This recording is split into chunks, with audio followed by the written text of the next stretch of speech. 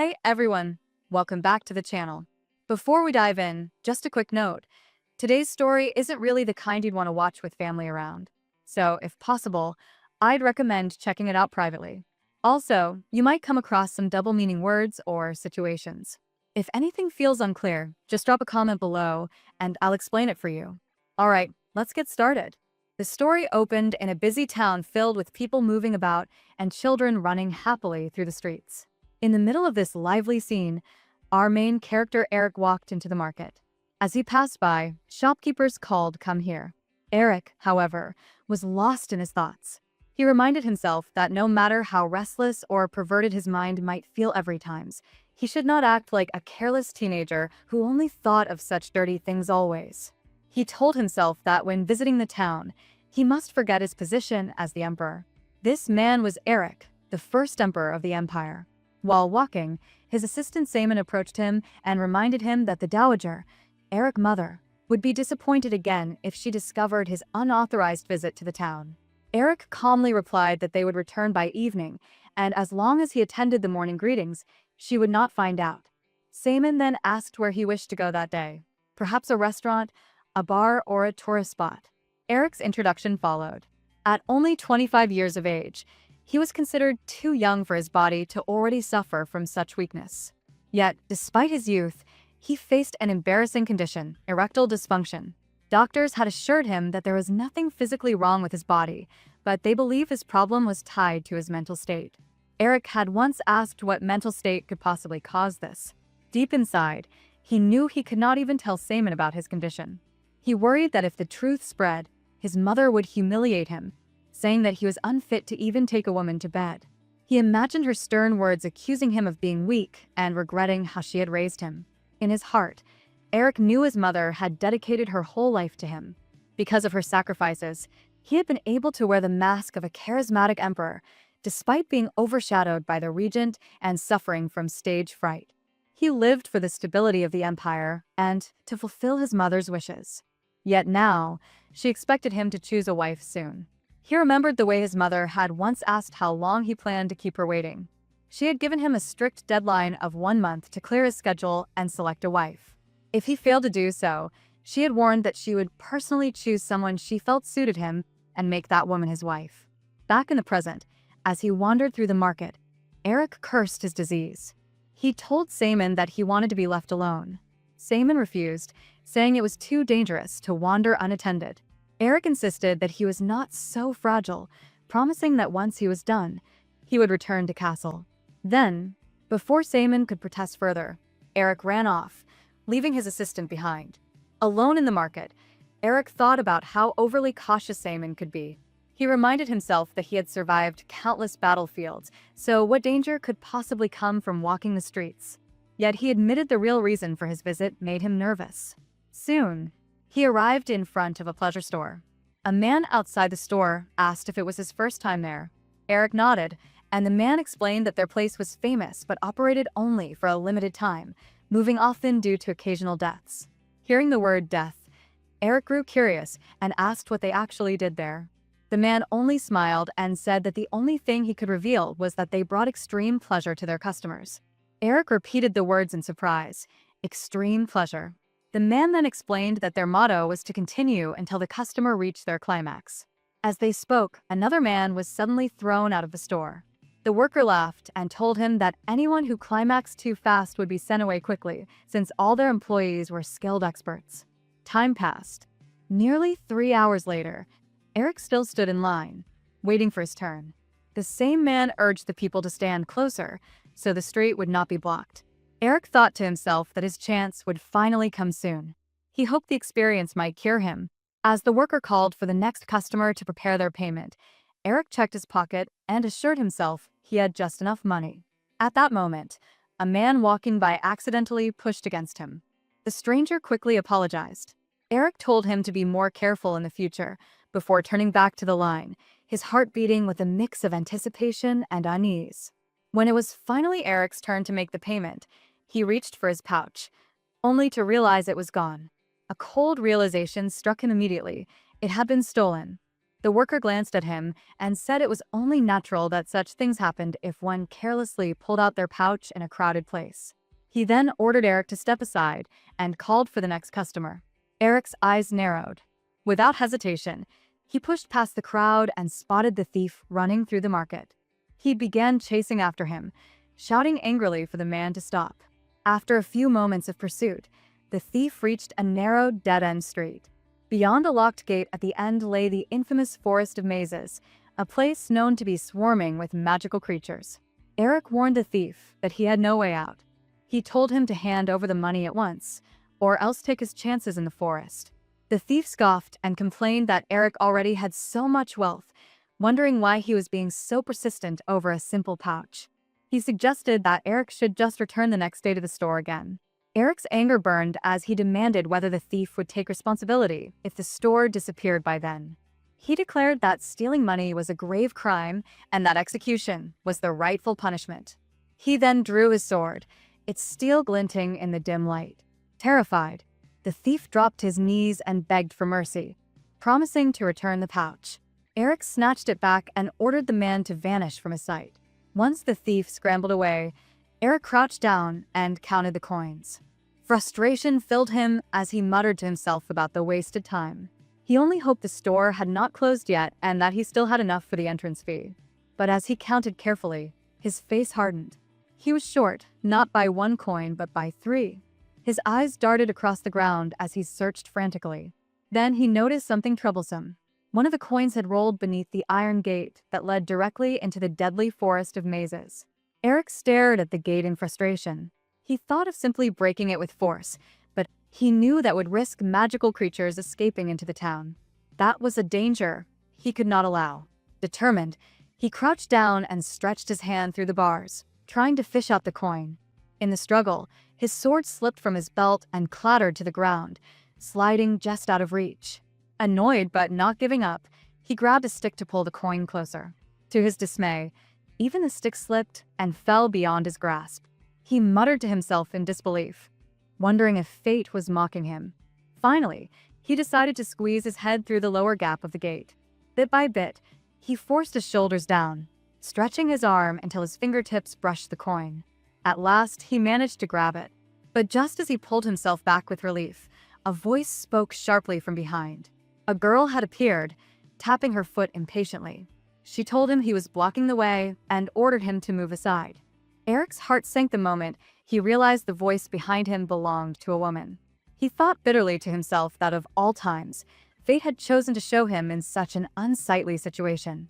The girl, however, spoke boldly. She mentioned that if he truly wanted to get through the gate, he should pull himself out quickly, because she had already stolen the key from the guard post. Eric froze in embarrassment, his words stumbling. He told himself to forget what she said, that the most important thing was freeing himself from this humiliating position. The girl tilted her head and teased him, asking if he was truly stuck. She demanded to know why anyone would force their body through a gate in the first place. Inside, Eric was grumbling at his own shame. He knew the truth, that he desperately needed the money to pay for the skilled employee at the store. Out loud, however, he muttered that it was an accident and asked her to help instead of standing idly by. He even ordered her to fetch someone stronger if she could not manage. The girl raised her brow, irritated that he dared to talk down to her despite being the one in such a ridiculous state. Eric realized there was little he could do to fight back. No matter what she chose to do, whether to kick him, strike him, or leave him, he would have to endure it. Then, to his disbelief, she actually kicked him. His face burned with humiliation as he thought about how powerless he was, humiliated by a woman whose name he didn't even know. Worst of all, he could feel a strange wetness spreading through his lower body. The girl studied him carefully and commented that from his manner of speaking, he seemed like a nobleman. Then she mocked him, asking why someone of his status was sticking his backside out in such a shameful manner. She even asked if he was some kind of pervert. When she kicked him again, Eric could only plead with her to stop. Instead of showing mercy, she smirked and asked if he truly wanted her to bring help, pointing out how shameful it would look to be found like this, twitching and wriggling, but as though he were some cheap fool.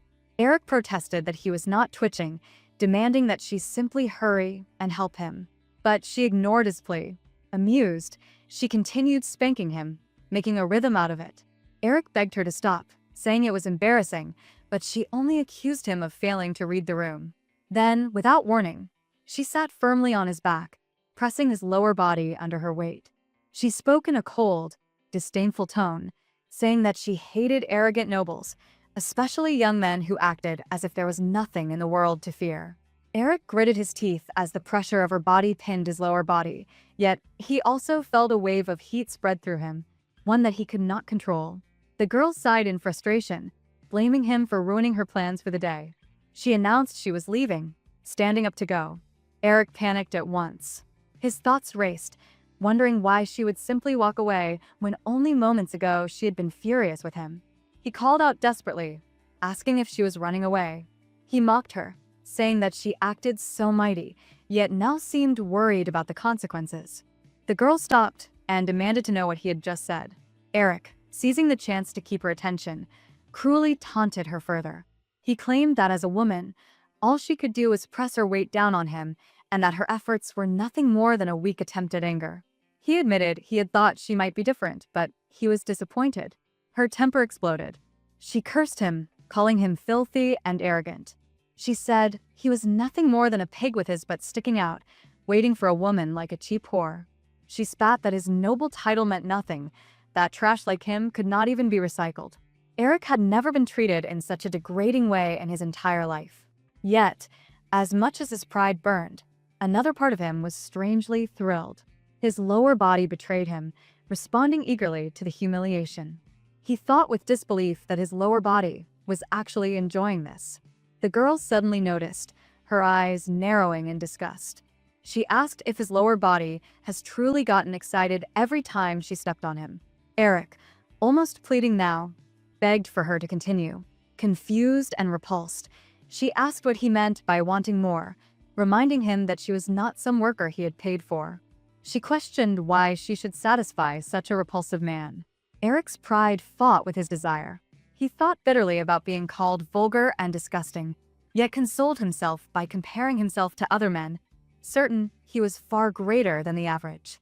Out loud, he made an offer. If money was what she wanted, then she could take his pouch. All he asked was that she continue. The girl's eyes widened at his shamelessness. Eric was humiliated when the girl scoffed at him, saying that his ignorance of trying to solve everything with money only proved he was a noble after all. He pleaded with her, saying that she probably would not need to work for a year if she simply accepted his pouch and continued kicking him.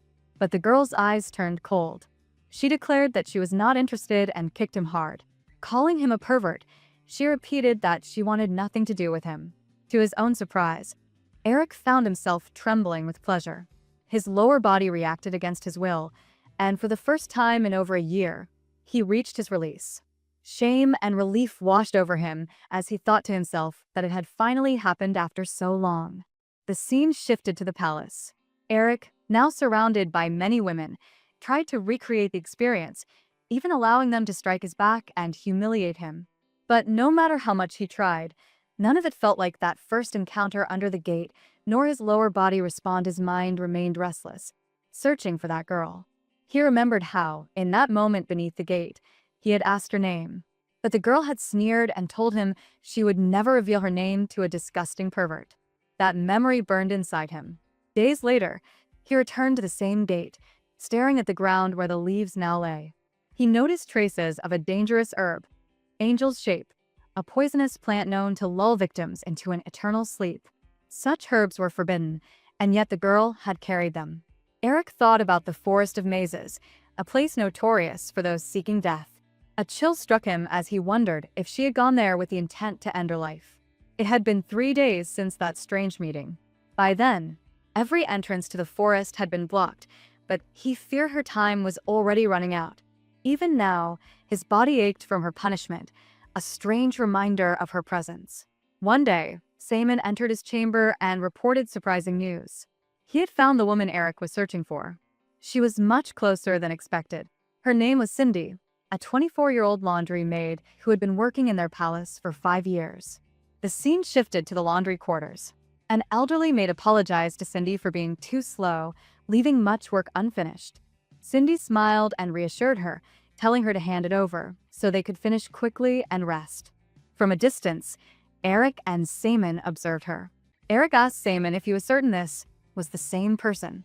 Saman firmly replied that she was the only one who had recently purchased poison from the black market, and he had confirmed that she had taken leave on the very day Eric visited the town. From her face and behavior, it was clear she had not been in disguise. Saman was sure it was her. Eric, lost in thought, considered the possibility. Since she had made no attempt to hide her identity, he began to suspect that she might have truly been planning to end her own life. Saman then asked what Eric planned to do. Would he confront her directly? Before Eric could answer, Cindy glanced up and noticed them watching. Fear flickered in her eyes, but she failed to recognize Eric behind the mask he now wore. Eric quietly ordered Saman to summon the head of the maids. Soon after, the head maid approached Cindy with instructions. She told her to fetch a carp from the pond outside the palace gardens. It had to be from that pond specifically, not any other. The request, the maid explained, had come from someone very important, so Cindy must not make a mistake. That night, Cindy reluctantly made her way to the garden pond. She muttered to herself that it was already time for bed, yet now she was being forced to catch a carp in the darkness. She grumbled about the strangeness of the request, wondering whether it was for food or as an ornamental fish. She cursed her luck, complaining that she was only a laundry maid, not part of the kitchen staff. As she walked, she noticed the faint glow of a lamp and sighed with relief at the light. But frustration soon returned as she stared at the dark water, wondering how they expected her to pull out a carp in such poor conditions. Just then, a voice came from the shadows, remarking that she had quite a foul mouth for a young woman. Startled, Cindy spun around, convinced it might be a criminal lurking nearby. Her heart raced as she saw a figure crawling out from the grass. She demanded to know who he was and what he was doing there, even asking if he was lost. The man straightened and replied coldly, asking if she truly did not recognize him. Cindy narrowed her eyes and said she had never seen him before. He leaned closer, his voice sharp with a mocking edge, reminding her of the words she had once said, to stop making beats with someone else's, but at that moment, Cindy's eyes widened. Cindy looked at him with anger and told him that he was nothing but a pervert. She questioned why he had appeared at that place. Eric calmly admitted that it was really her, which made Cindy uneasy. She began to wonder if he had come to take revenge, but then reminded herself that he could not have seen her face that day. Even so, she firmly decided that she would never apologize to him, no matter what. Eric admitted that the previous time had indeed been his fault. He felt that if he were in her position, he too would have acted the same way. He accepted that he had said harsh things, but Cindy demanded to know why he had come now.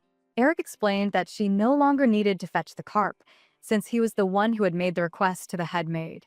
Eric chose not to reveal his true identity. Instead, he introduced himself as a Rowan, claiming to be a friend of the emperor and the son of a minister who was staying at the palace for a short time. Cindy thought to herself that his name sounded strange. Looking at his fine clothes and dignified appearance, she found it unbelievable that the same man she once considered a pervert was actually a noble. Eric hesitated before finally speaking again. With embarrassment, he confessed that he suffered from erectile dysfunction. Cindy was shocked and confused by his words. Eric explained that for an entire year his lower body had been unable to respond, yet on the day he met her, his lower body had reacted instantly because of her. Cindy found his explanation ridiculous and wondered if he had lost his mind. She tried to leave, but he caught her leg, begging her not to go. Cindy demanded that he let her go, but he pleaded with her to kick him and even called himself a pig. Cindy realized that even though he was acting strange, he was still a noble. If she ignored his request, he might continue to trouble her. Reluctantly, she did as he asked and gently kicked him. Eric, however, said that the feeling was not the same as before.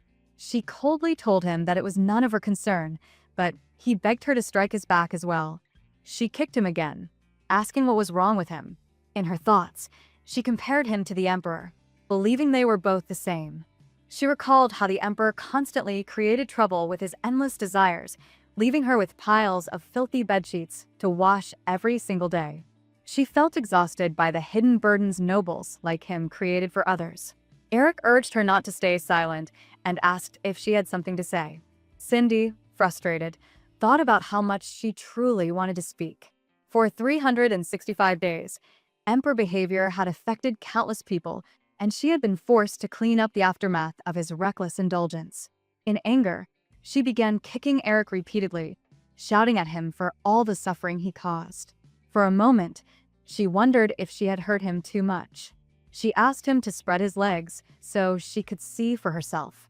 As she looked at him, she realized what kind of man he truly was, a timid pervert who lost all control when he was not in charge of the situation.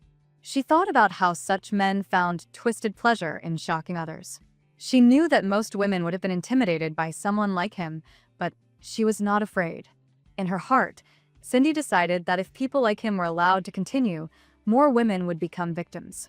She understood that he could even use his noble status to take advantage of others. Cindy looked at Eric with disbelief and asked why he lacked confidence about his lower body. She wondered aloud just how small his lower body really was, even comparing it to her finger. Demanding proof, she told him to spread his legs properly. Eric obeyed, and when she saw him, she froze in shock. In her thoughts, she compared what she saw to a snake hidden in his clothes. With his handsome face, strong body, and what he carried, she could not understand how he wasn't popular with women. That was when the truth struck her. This was the real reason behind all of his strange behavior. Cindy accused him of lying about his medical problem. To her, he seemed perfectly healthy. She suspected he had invented the excuse of erectile dysfunction only to trick women. She thought he was on another level of perversion. She scolded him in her mind, telling him that if he cared about his family's reputation, he should hide his body and start behaving like a normal man. Eric, however, felt happy. Just the sight of his lower body responding gave him joy, because it proved he wasn't broken. Cindy, annoyed, told him that if he wanted privacy, he should return to his room instead of acting like a madman. She tried to leave, but Eric stopped her again. He begged her to help him, insisting that she was the one who could cure his problem. Cindy was startled when he called her by name. She wondered how he had discovered her identity and became suspicious, thinking that perhaps he was trying to take revenge. She demanded that he stop talking nonsense and leave, but he pleaded once more. He told her he had only 3 weeks to choose a bride, and if people discovered his medical problem, he might be driven to end his own life. Cindy coldly told him that his fate was not her concern and that if he wished, he could hang himself. She even mocked him, saying he could find a bride who would be impressed by his so-called dysfunction. Eric asked her if she truly believed such a thing was possible. He reminded her that if he could not produce an heir, he would have no choice but to adopt.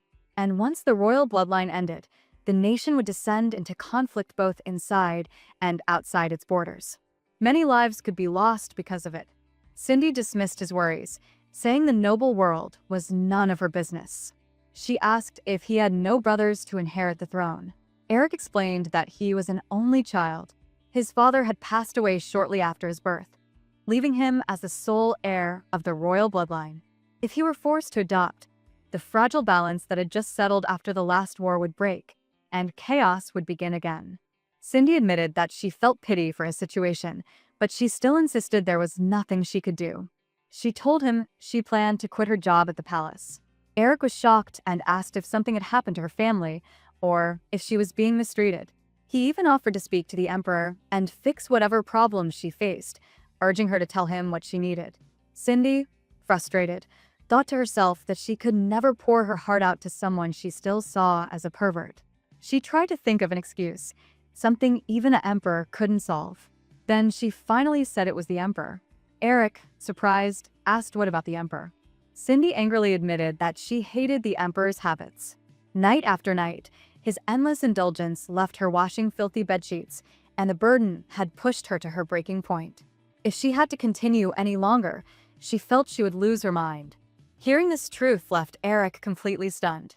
Cindy told herself that she would find a normal job outside the palace, and with that decision, she walked away, hoping she would never cross paths with him again. The next day, the maids whispered among themselves. They were relieved because for the first time, the emperor bedsheets were cleaned. The woman in charge was especially happy as the workload suddenly became lighter. The maids had once believed that the emperor's spent nights with different women endless appetite was proof of unmatched stamina, since he had not missed a single night since the war. Now, it seemed he had finally reached his limit, and he's saving his energy for his wife. But the truth was very different. The Eric sheets had once been dirted by endless indulgence, but now they remained untouched because Eric himself was suffering. 3 days into abstinence, he realized how much pain the maids had silently endured because of him. He thought to himself that he should not make the sheets dirty again, and for the first time, he began to understand their suffering. Eric later asked Saman if he thought he had done Cindy a favor. Saman carefully replied that the servants now believed Eric was saving his stamina for choosing a wife, so it would be hard to prove that the nobleman named Iruin had anything to do with it. Eric then wrote a letter and instructed Saman to follow his every command from now on. Saman bowed and accepted, but inside, he was puzzled. In his thoughts, he wondered why the Eric himself was going to such great lengths just to approach a single maid. If Eric truly wanted her, a simple order would have been enough. Saman even questioned if Cindy was perhaps the Eric's first love, though he quickly dismissed the idea as impossible. That day, Emperor Eric walked down the servants' hallway. Cindy, who was carrying a laundry basket, spotted him and immediately thought about the owner of the stinky sheets appearing where he usually did not belong. All the maids bowed deeply, while she tried to slip out of the way, hoping not to draw any attention. But Eric called out, demanding that the red-haired girl carrying the laundry basket step forward. Cindy felt a wave of bad luck crashing down on her. She told herself there was no way a servant could dare speak in front of the emperor. Yet the command was clear, and before she could think further, another head servant ordered her to kneel and bow her head. Looking directly at His Majesty was forbidden. Cindy obeyed, though she thought to herself that she didn't need to flatten herself so far to the ground. As long as she avoided his face, it would be enough. In her mind, she judged the emperor as even more arrogant than she had imagined. Eric made the announcement in the emperor's name. Her efforts in helping Iruin would be honored. From that day forward, she would no longer serve as a laundry maid. Instead, she was to be appointed as one of the emperor's direct maids. She would move out of the crowded dormitory and into her own room. Cindy could hardly believe what she was hearing. Instead of being punished, she was being rewarded. And all of this was because of that pervert who called himself Iruin. Starting the next morning, she would be responsible for the emperor's clothing, his sheets, and everything else that belonged to him, which made her feel more disgusted. Eric, smiling silently, believed that she would take this as proof of his influence and would eventually thank him. But Cindy thought very differently. She cursed her bad luck and told herself she needed to hurry and quit before things went any further. That night, Eric disguised himself again as Iruin and approached her. He asked how she felt about no longer needing to wash those filthy sheets. He reminded her that he had also arranged for her to have a private room, higher pay, and longer breaks. He told her she should be happy, but Cindy answered coldly that she was not.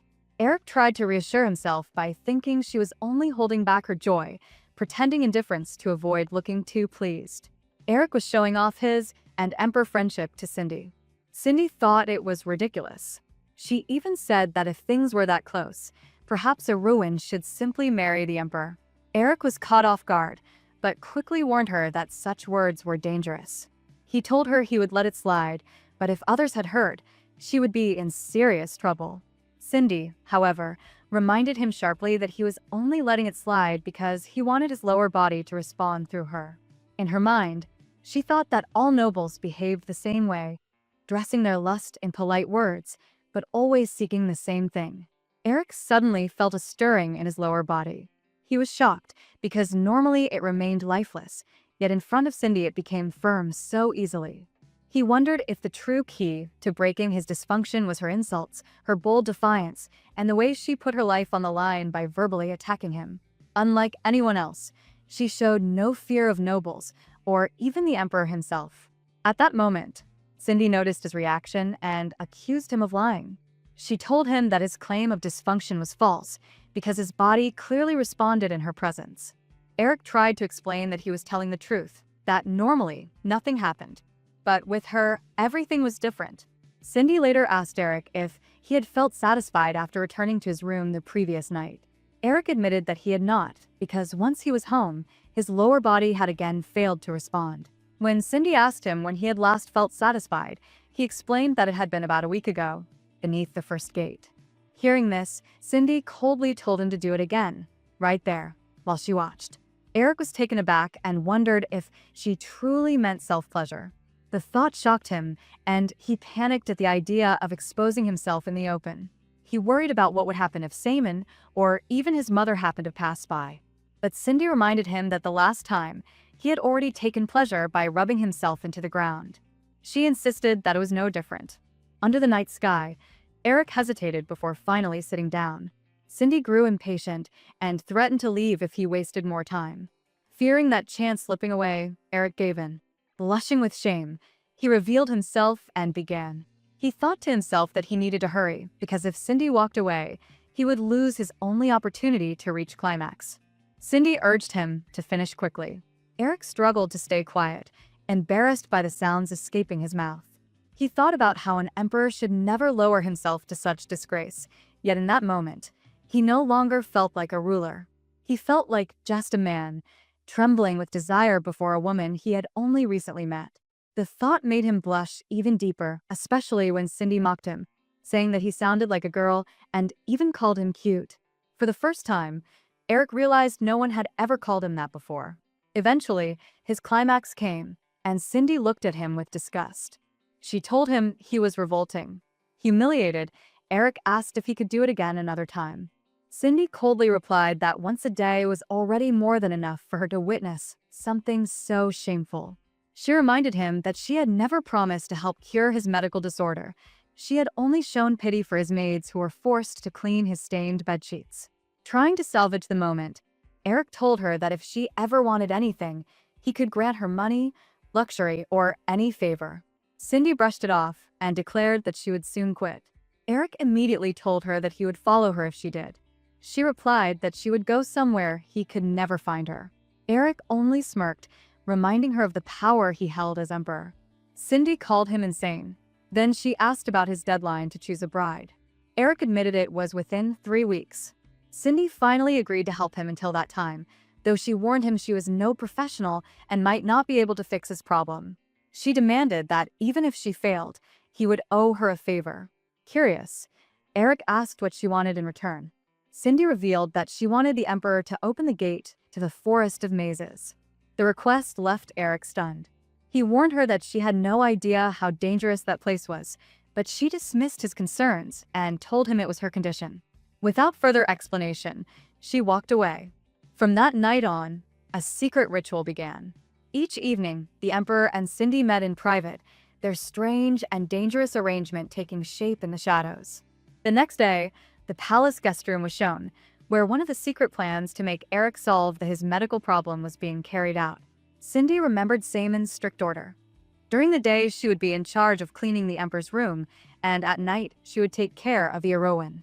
She thought to herself that Erowin and the emperor must truly share a close relationship, yet in her eyes, both of them were nothing but arrogant men. That night, Eric came to her again. He confessed that he had tried touching himself while recalling all the degrading words she had spoken the previous night, but as expected, nothing had happened. His lower body had shown no response at all. Cindy mocked that his body was extremely picky, almost foolishly so. Eric then asked her to insult him again, the same way as before. Cindy coldly told him that he sounded like a girl and demanded that he release his climax while making those sounds. But even then, Eric admitted that nothing was working. He wondered if the problem was the lack of realism. Cindy thought to herself that he was talking nonsense. She asked him whether he had ever done anything like this with another woman. Eric admitted that he had tried once before, but it had failed completely. Cindy scolded him, asking what was truly wrong with him. Eric replied that this was exactly what he wanted to figure out. After listening carefully, Cindy told him that based on everything she had seen, he was a masochist. The idea shook Eric. He thought about how strange it sounded that the undefeated emperor, who had united the empire, could be someone like that. He tried to deny it, saying he had felt nothing when others had spanked him and that only with Cindy did his body react. He told himself he was not some pervert who gained pleasure from being beaten. But Cindy calmly explained her observation. She told him that he only responded to verbal degradation when it was sincere. The moment he realized someone was only acting, his lower body refused to react. She could not believe such a strangely selective body actually existed. Eric thought over her words. The phrase sincere verbal degradation sounded strangely convincing to him. Cindy then asked him when exactly his body had stopped functioning. Eric admitted it had been around the end of the Unification War. Cindy asked if he had fought in the war, and he confirmed that he had. She also asked if he had spent time with women back then, and he told her that he had, though only sometimes. When she asked when was the last time, he said it had been about a year and a half ago. He thought quietly to himself that this timing was exactly when his mother had started pressing him to get married. His mother had arranged for women to accompany him so that he could learn how to spend time with them before marriage. Cindy then told him it was no wonder his body was not functioning properly. It had been too long. Eric disagreed, saying that malfunctioning was not the right word. Cindy then asked if he had been eating foods that could improve stamina. Eric said that he had tried all kinds of food and even aphrodisiac medicines, which were supposed to work as romance boosters. He told her that if his lower body could really respond to food alone, he would not be worried like this. She then asked what the doctors had said. Eric explained that they blamed it on stress. Cindy finally suggested that he should try the aphrodisiac once more while she observed the results. Eric was startled, asking if she was serious. She told him firmly that since his body responded easily when she was watching him, maybe this time it would work as well. She instructed him to bring 2 bottles. About 10 minutes later, Eric returned with the bottles. Cindy hesitated, asking if it was truly safe to drink. Eric assured her it was, then confidently lifted the first one and drank. Cindy thought to herself that he didn't look so bad on the outside, but it was unfortunate that such a man was also such a pervert. When she asked how long it would take for the effect, Eric explained that about 5 minutes were needed. Cindy then asked him what the sensation felt like. He described it in detail, saying that the liquid felt so stimulating as it flowed down his throat, and afterward, his lower body became unbearably hot, almost as if he had been soaked in boiling water. Yet when he looked down, there was still no response at all. Eric described the sensation as strange, saying the drink felt unusual. Cindy noted that it had been about 5 minutes and asked if he felt anything yet. Eric admitted that nothing had changed and doubted the medicine would work. Cindy questioned if perhaps he had not taken enough, asking if 1 bottle was the limit. Eric explained that he had already exceeded the recommended dose, reminding her that half a bottle was considered normal for an ordinary person. She wondered aloud if the aphrodisiac had perhaps been poorly made or bought from the streets. But Eric quickly clarified that it was made by the Imperial Palace pharmacist himself. Hearing this, Cindy instructed him to sit on a chair. Once he did, she tied him tightly with a rope. Eric, surprised, asked what she was trying to do. Cindy reminded him that half a bottle was the limit for normal people. Then she grabbed the remaining bottle. Eric asked in shock what she was planning. Cindy calmly explained that she needed to make sure the aphrodisiac truly worked and that even if it excited her, she would never touch him, so he didn't need to worry. Eric protested, but before he could stop her, she lifted the bottle and drank it. Moments later, her body began to react strongly. She felt an overwhelming heat, as though something inside her was being tickled endlessly. She thought she could no longer endure it. Her body demanded release. Unable to control herself, she began pleasing herself in front of him. Eric watched in complete shock. He thought about how his lower body had never responded before when other women had done the same thing in front of him. But now, seeing her, his body reacted fully. His face grew red as he realized what was happening. Cindy's movements grew more desperate, and in her heat, she called out the name Nav. Hearing this, Eric was stunned. He thought about who Nav could be. Was it her husband? But she wore no wedding band. Could it be a secret lover, or perhaps someone she admired in her heart? Eric tried to reason with himself that it wasn't strange for her to fantasize about someone she liked. Yet deep down, he felt upset. He feared that if she devoted herself completely to another man, she might no longer give him any attention. That uneasiness bothered him more than he wanted to admit. After some time, Cindy finally came back to her senses. Embarrassed, she muttered that she should not have done such a thing. Eric immediately scolded her, asking how she could drink something so dangerous without hesitation. He reminded her that the aphrodisiac had once been banned for being so strong that even a dead body could react to it. Cindy defended herself, saying he should not have handed it to her in the first place. Eric countered, reminding her that she had drunk it before he could stop her. Cindy lowered her head and apologized. Then, glancing at him from the corner of her eye, she teased that it seemed his lower body had responded earlier. Eric quickly denied it. She asked again if he was sure, questioning if he truly thought his body wouldn't react from simply watching her. Eric stubbornly insisted it hadn't.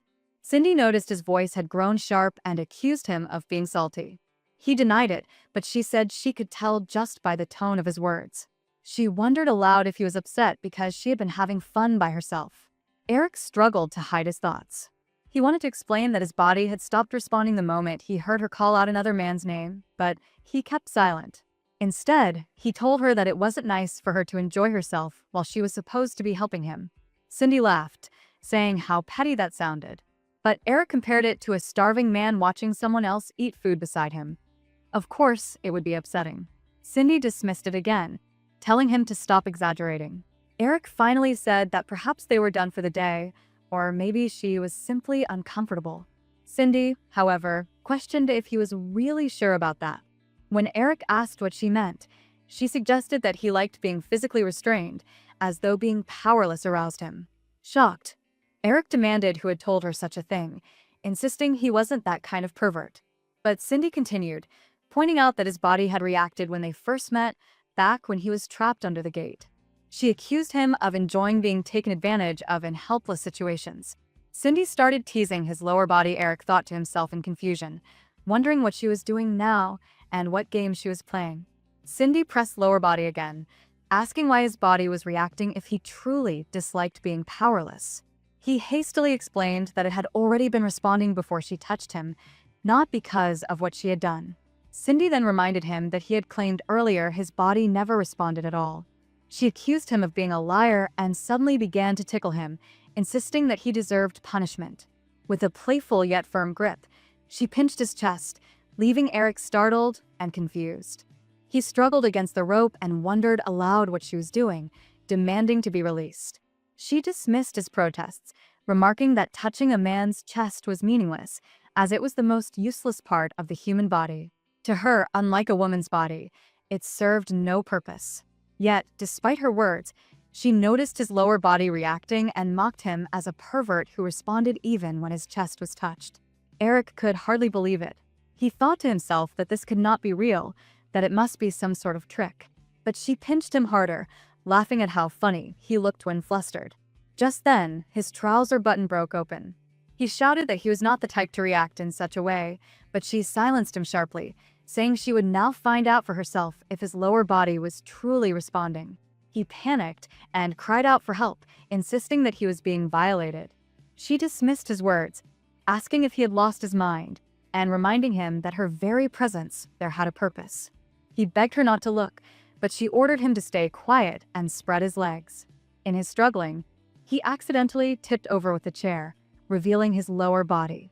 Horrified, he thought to himself that he was ruined forever and would never marry. She, however, remained unmoved, stating coldly that it was none of her concern. She concluded that no matter how much he denied it, he was a masochist, a man who seemed to enjoy being taken advantage of while physically incapacitated. She declared that she would plan her experiments on him based on this discovery. Then she suggested that his strange reactions must be tied to a hidden medical condition. She pointed out that he seemed to respond whenever she was near, but not when other women tried the same. She asked him directly if he had any idea why. Eric admitted that he truly wasn't sure. Suspicious, she questioned whether he was lying about having a medical problem. He insisted he was serious, claiming that his body usually did not respond, and that it was only around her that things were different. She told him she would find out for herself later, but demanded honesty in the meantime. Then she began to touch his lower body. Eric begged her to stop pressing him like that, but she ordered him to stay silent, asking instead what was stressing him so much. He hesitated, saying that there were many things troubling him and that it was hard to choose only one. She didn't like his tone, and he quickly apologized. She told him that if he confessed the source of his stress, she would stop touching him, but if he refused, she would continue. The choice was his. Finally, Eric admitted that he was the only son of his family and could not afford to fail. Everything weighed heavily on him, but the greatest stress at the moment was being forced to choose a bride. His voice trembled as he explained, his words broken by her teasing hands. He revealed that he was being pressured to pick a woman he barely knew and not only marry her but also share his first night with her immediately. She was surprised and asked why such a thing would trouble him. Eric explained that all the candidates came from noble families, and the elders demanded that he select someone healthy and capable of bearing an heir quickly. She agreed that the demand sounded harsh, but reminded him that as a noble, he enjoyed privileges others could never dream of. Eric muttered that he didn't want any of those privileges. At that, her expression hardened, and she warned him not to speak to her so casually while squirming so pathetically beneath her. She threatened that if he dared to order her around again, she would break him completely. Then she pressed him once more, demanding that he spit out what was truly troubling him. Inside, Eric felt suffocated with shame. He thought to himself that he might die from the humiliation. He was the emperor of the empire, yet here he was, helpless, exposed, and treated like a pervert. What crushed him most was how lightly she treated it, as if his deepest shame meant nothing at all to her. Cindy kept drawing him forward, never refusing him, but instead affirming him even when he was in such a helpless state. Eric admitted that he wished others would simply choose a bride for him. He said he did not care who it was, only that he did not want the burden of making the decision himself. In his heart, he realized these were his true feelings, thoughts he had never shared, not even with Saman or his mother. Deep inside, he felt as though he only wanted to be led, unwilling to take responsibility for such choices. Cindy, hearing this, mocked him harshly. She said that beyond being a pervert, he was also weak-willed, calling him complete garbage. She pitted those in his household who trusted and served him. Despite his noble status and attractive appearance, she declared he was useless, unable to function even when it mattered most. She asked bitterly if he expected her to follow him around and even help him on his wedding night. Eric admitted he had never thought of it that way, but quietly confessed that he would actually be grateful if she did. Cindy snapped at him never to even think about such a thing. Still, she continued to tease his lower body, mocking him for being so pathetic that he could not resist pleasure.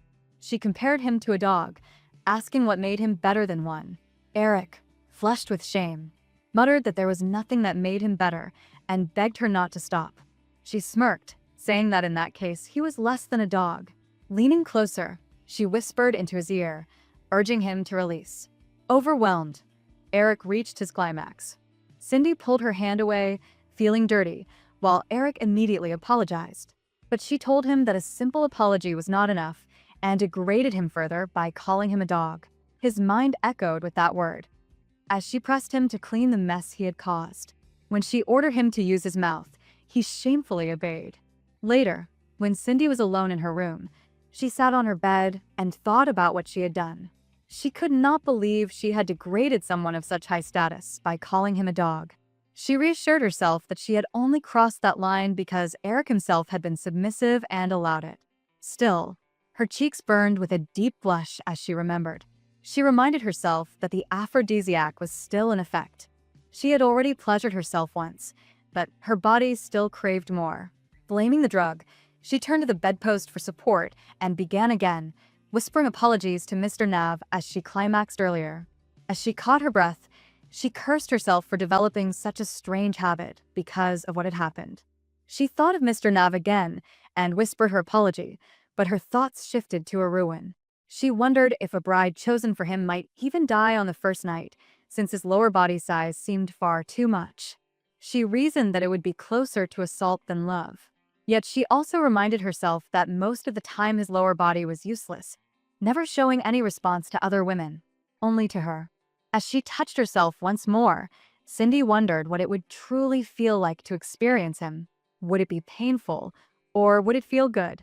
She thought she must be losing her mind, allowing such foolish thoughts. Surely it was only the aphrodisiac twisting her desires. She told herself there was no way she could ever share a romantic moment with that pervert. But just as she reached her climax again, she suddenly realized that a Rowan was standing behind her. The thought of him watching made her release once more, and she was stunned that her body had reacted while fantasizing about him instead of Mr. Nav. The next morning, Eric sat at his desk, writing a letter. His mind, however, kept drifting to Cindy. He thought of her as a rare and unique talent and hoped she would not disappear from the world even after their contract ended. Later, he asked Saman what motive someone might have for trying to obtain a poison like the Angel of Sleep and enter the remote palace. Saman answered that such a person likely wanted to die. Eric quietly agreed, saying he had thought the same. People often wondered why someone would think in such a way, as if carrying a hidden wish for death. Perhaps it was because they felt life was too painful.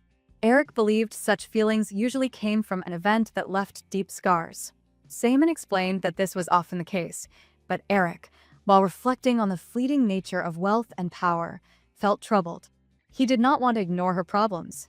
To lose a talent like hers would be a great loss, not just for the Empire, but for humanity itself. He told Saman to investigate her life carefully and uncover the details of what she had been through since birth. Saman looked uncertain and asked if Eric was sure about this, pointing out that, from a woman's perspective, such actions might seem no different from stalking. Meanwhile, Eric thought to himself that if Cindy's troubles were related to money, he would give her as much as she needed. Yet he also feared she would refuse it, believing nobles were vulgar and shallow. He realized that if she discovered he had investigated her past, she would be offended. Perhaps it was better to hear her story directly, but only after they grew close enough to share their thoughts and feelings freely. To Cindy, he was just a weak man with a medical condition. Forget building closeness. He wondered if she would ever look at him differently. Time was running short. Only 2 weeks remained before he had to choose a candidate for his wife. What if something happened before then? He instructed Saman to investigate Cindy quickly and in detail. Saman bowed in agreement, promising to obey. After that, Eric summoned one of his soldiers and asked what truly made him happy. The soldier answered without hesitation.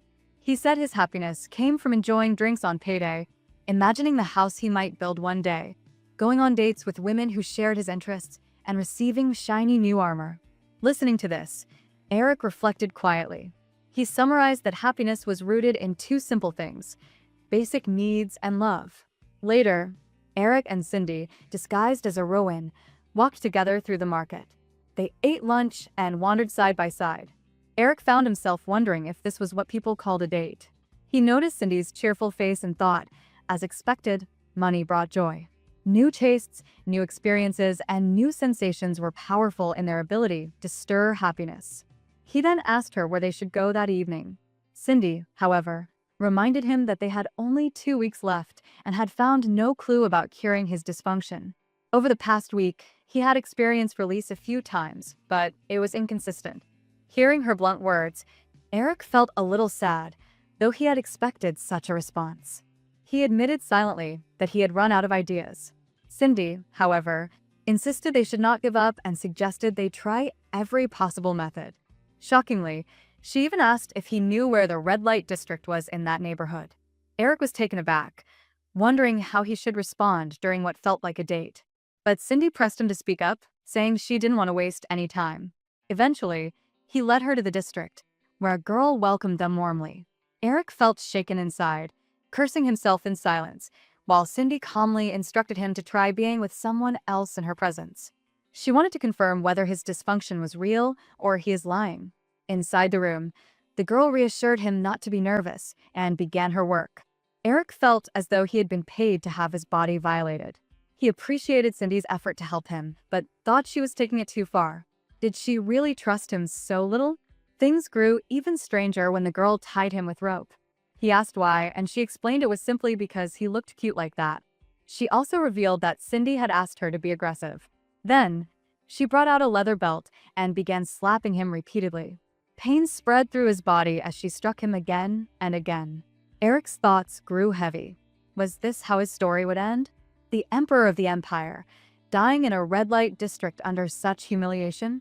He told himself that this absolutely could not happen. Eric felt completely drained and told the woman that he wanted to stop. He said he was going to leave, but the woman reminded him that Cindy had strictly asked her not to stop under any circumstances until his lower body responded. She even questioned him, asking if he wanted her to push further to the point of drawing blood, wondering aloud if that was the sort of thing he was into. Eric, shocked, questioned why she was going this far.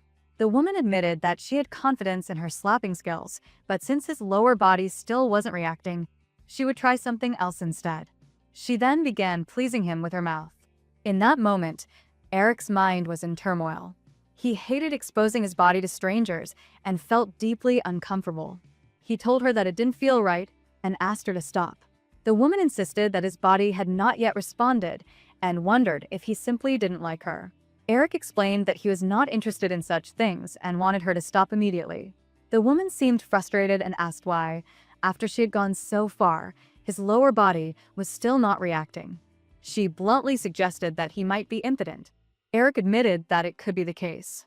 Hearing this, the woman remarked bitterly that it proved the saying, "Not all that glitters is gold." She told him that people like him should not come to such places, since it only made women like her lose confidence. Eric apologized sincerely, but the woman said she would let it slide just once because of his good looks. With that, he quickly dressed, opened the door, and stepped back out to where Cindy was waiting. Eric asked Cindy if she had found anything. Cindy answered that she had, though she seemed unsure. Eric reminded her that she had told that girl not to stop under any circumstances until his lower body responded, and he wondered if she was trying to kill him. Cindy explained that she had thought it would be fine, since he was the kind of pervert who enjoyed being slapped. She assumed he should have been used to such pain, especially after being through war. Eric denied it. He said this was the first time something like that had happened to him. His skin had felt surprisingly delicate at that moment. Cindy lay on the bed and pointed out that he had seemed to enjoy being called cute. Eric reacted in confusion, but Cindy insisted that the only time his lower body had even partially responded was when she had called him cute. Eric blamed her for that, but Cindy asked what she had actually done. Eric, lost in thought, wondered if her statement meant she had special feelings for him. He tried to convince himself that he was only stating facts, but at the same time, he questioned her strange expression. Cindy explained that if his body had responded, she was planning to let him rub himself between her thighs. That revelation left him shocked, and he asked her to repeat what she had said. Cindy admitted that since he had struggled more than she had expected, she wanted to provide at least that level of service. But because his body had failed to respond, she told him not to even think about it anymore. Eric was stunned. He wondered if she was truly saying what he thought he had heard. She even lifted her skirt slightly, leaving him even more unsettled. He thought her sense of convenience was strange, and he began worrying that he had a medical problem. After all, he had spent many nights with women, so how could Hedget exhibited anything from simply pressing himself against her thighs? Eric asked if things would be different if he spent time reaching full climax with her. But Cindy dismissed the thought and told him they should return to the palace. Eric, however, kept thinking about the idea of being serviced, about the reward he believed he deserved. At that moment, he focused on forcing his lower body to respond. Finally, it did. He told her it had responded, and Cindy asked how that was even possible. Eric explained that he had ordered it to respond, and it obeyed. Having no other choice, Cindy agreed to keep her promise, though she regretted it. As they proceeded, she began feeling strange. She recalled the fantasy she had imagined that day by the bedpost, and thought she must be losing her mind. She still hadn't come to her senses, and she reminded herself that she should not fall for a noble, especially not a pervert like him. Yet another side of her admitted that he might be foolish and perverted, but he was not a bad person. Eric then asked if she would allow him to reach full climax with her. Cindy refused and said she would take care of herself in her own room. Her words left him shocked. He wondered if she truly meant to do it on her own. He called it a waste of time and told her they should finish it together. Cindy resisted his request and did not agree to his conditions, so in the end, they only rubbed against each other without going further. Later, on their way back to the palace in the carriage, the air felt heavy with awkwardness. Cindy sat quietly, writing something in her diary. Inside it, she had written that Rowan was cute, that he didn't like too much pain, that he didn't like girls, and that he wasn't familiar with him. Eric asked her what she had written, but Cindy quickly hid her diary and told him not to come closer, even claiming that he smelled. Eric replied that he would wash up as soon as they returned. Cindy told him to wash thoroughly, warning that if he stayed filthy, he would be unacceptable. Eric agreed. Cindy then remarked that he didn't seem comfortable around people, and Eric asked what she meant. Cindy explained that he had appeared scared when he was with the girl who had slapped him earlier. Cindy explained to Eric that, in summary, his lower body only seemed to respond when he was treated poorly by someone familiar and medicines had no effect on him. Because of that, she said there was no shortcut for him. He would need to go on proper dates with potential bride candidates. Eric asked what she meant. Cindy told him that his lower body never responded when he spent the night with strangers, so perhaps the chances of it working would increase if he knew the person better.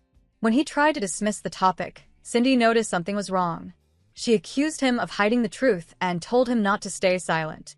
She reminded him that he had asked for her help, yet he revealed nothing about himself. Pressed by her words, Eric admitted that he was scared of his mother. Cindy teased him, asking if he was a mama's boy. He denied it, saying that it wasn't about being unable to live without her, but rather about the heavy burden of failing to repay her sacrifices. Cindy asked if he had ever been physically punished, and he answered no. She then asked what might happen if he ever disobeyed his mother. Eric admitted he couldn't imagine it, because this was the first time his mother had asked him to choose a partner. Normally, she would casually suggest women, and if he refused, she would cry and blame herself, insisting she was tired of searching for brides. She was stubborn but corrected him in a gentle way. Cindy remarked that this might be a good thing. Eric disagreed. In the end, he still had to choose from the candidates his mother had already selected. Cindy asked why that mattered, and Eric explained that if he picked from those women, it would only fulfill his mother's desire for control. She didn't care who he chose, only that the choice remained hers. Cindy admitted she couldn't truly understand, but it did seem that having parents brought its own troubles. Eric thought to himself that her words sounded as though she had no parents of her own. Cindy reminded him that he had lived under his mother's care until now. She said that suddenly being asked to choose a bride on his own had left him feeling scared and pressured, which might explain why his lower body didn't function properly. Eric asked if she wasn't being too harsh in her summary and wondered if she had something against him. Cindy told him to forget it, then added that even if his mother discovered his medical condition, there was nothing more she could do beyond crying. Eric reflected privately that if he were just an ordinary noble, the matter might indeed end with tears. But he was not ordinary. He was the emperor of the empire. If word spread that he had a medical problem, he feared the consequences would be unbearable. In his imagination, strange treatments involving ingredients like animal testicles and blood, all falsely claimed to improve stamina, would be forced upon him at every meal. He imagined countless women with bizarre preferences being sent to his chamber, and even competitions being arranged to see if anyone could make his body respond. In the worst case, his lower body would be destroyed entirely, and his problem would become something permanent and unsolvable. Cindy noticed his silence and asked if his mother might truly go so far as to cut off his lower body. Eric said he didn't know. Deep down, he thought about the risk of telling Cindy the truth, that he was the emperor himself. She was brave, and perhaps she would continue treating him the same way. But what if she didn't? Sensing his unease, Cindy apologized. She said she hadn't realized how sensitive the subject was for him, and she hadn't asked because of any ill will. She wondered if she had upset him. Eric said she hadn't, but admitted he couldn't think of anything else to say. Cindy then encouraged him to tell her more about his mother beyond the matter of marriage, asking about how she usually treated him. Cindy felt conflicted. She thought it was wrong to dig into Erwin's personal life, but for the sake of his treatment, she needed to know what truly frightened him and what he wanted to avoid. She realized that his medical problem was not the real issue. The root of his struggles lay much deeper. Eric then revealed something painful. He explained that his mother often gave him many gifts, but she always expected to witness his reaction firsthand. On his 16th birthday, she had gone so far as to gift him several women, forcing him to learn bedroom skills. He had been made to spend time with those women right in front of her, and she never left until he expressed gratitude. He remembered how he had to tell her he was thankful and moved by her love, even when he wasn't. That was the kind of person his mother was. Cindy, hearing this, felt her perception of him shift. Until then, she had thought he was just a foolish man living a comfortable life. But when she noticed the strands of white in his hair, she realized that he, too, was living in his own private hell. She quietly apologized to him. Erwin told her it was fine. He said that she had been right. It was something he needed to share for the sake of his treatment. He admitted that he needed to face it himself, and from the next day, he would start going on dates with his bride candidates to try and understand them better. The following day, while Cindy was at work, she received a letter from Rowan. In it, he wrote that he would try to handle things on his own for a while. Cindy felt a pang of disappointment. She wanted to know what kind of women the bride candidates were and what he thought of them. She reminded herself that she was only feeling this way because she wanted to help him with his treatment. Nothing more. Forcing herself to stop overthinking, she returned to her duties. Not long after, a maid came to her with instructions. She was ordered to attend His Majesty's tea time starting that very day. In the next scene, Eric appeared surrounded by 3 women and several maids. Cindy was among the attendants, watching quietly from the background. One of the women whispered to another, mocking her for daring to enter such a refined place despite her reputation with men. The second woman defended herself, saying she had a spotless body and had been perfecting her skills to please His Majesty. A third woman stepped in, telling them both to calm down, warning that innocence could not be faked once lost. Soon after, the 3 women made their move. One by one, they slipped under the table to try and satisfy the Emperor. From a distance, Cindy stared in shock. She wondered how they could behave like this in broad daylight, in front of everyone.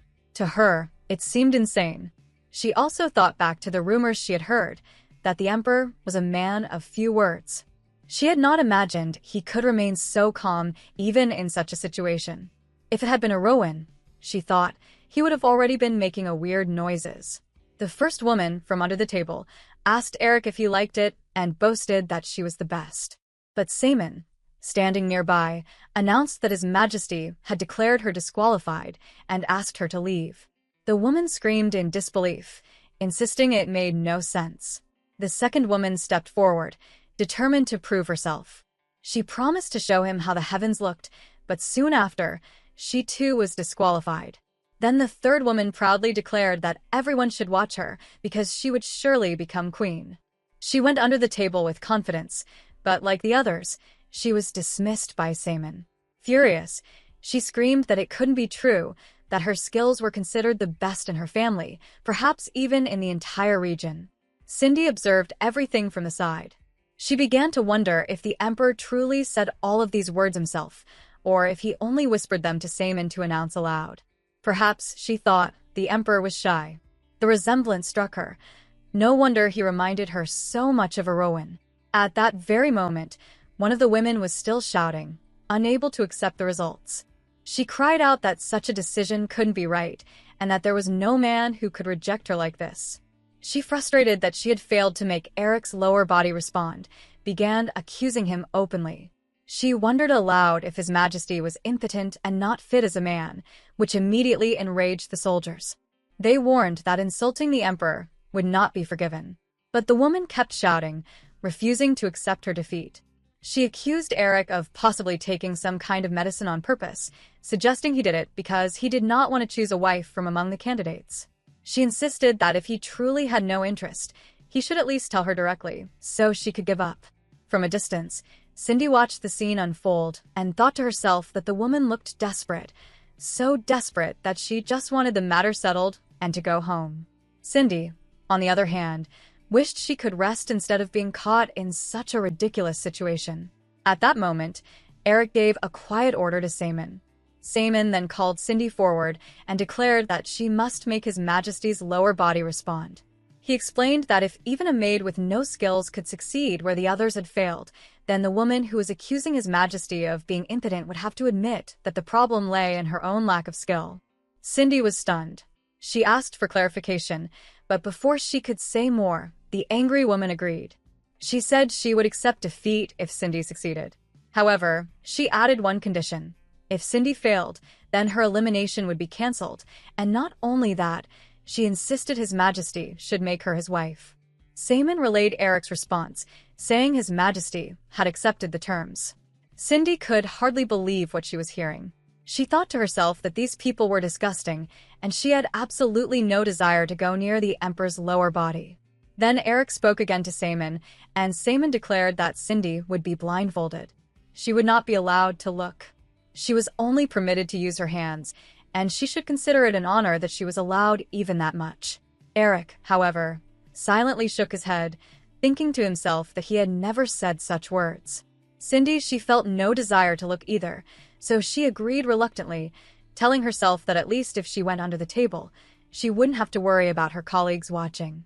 But the accusing woman objected again. She claimed that if Cindy was hidden under the table, there was a chance she might cheat. She demanded that everything be done in front of everyone. Saman once again announced that His Majesty had agreed. Cindy could hardly believe what she was hearing.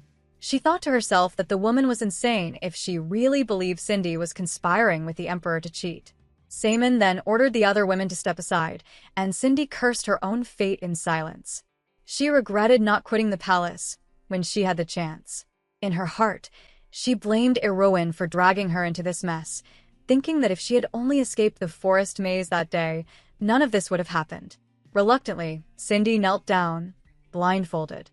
She thought to herself that she wanted to break it all off right there, but she had no choice.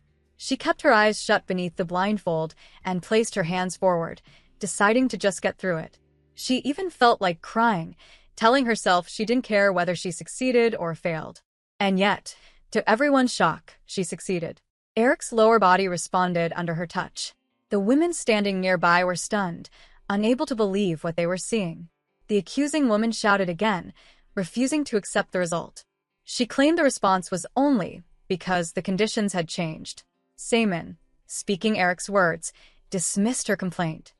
He declared that Cindy had made His Majesty respond with her hands, and that was the end of it. But the woman begged for another chance. She asked to try again using her own hands, but Saman delivered Eric's words once more, saying that losers had no second chances. Still blindfolded, Cindy thought bitterly to herself that the entire palace was filled with clowns. She realized the nobles and royals were even more vulgar than common people. She promised herself that once she was finished helping Erowin, she would quit working at the palace for good. Yet the woman remained stubborn. She insisted that if Cindy was truly capable, she should also use her mouth to prove it. She declared that if Cindy could still make His Majesty respond that way, she would finally accept her defeat and walk away. Cindy was drowning in despair.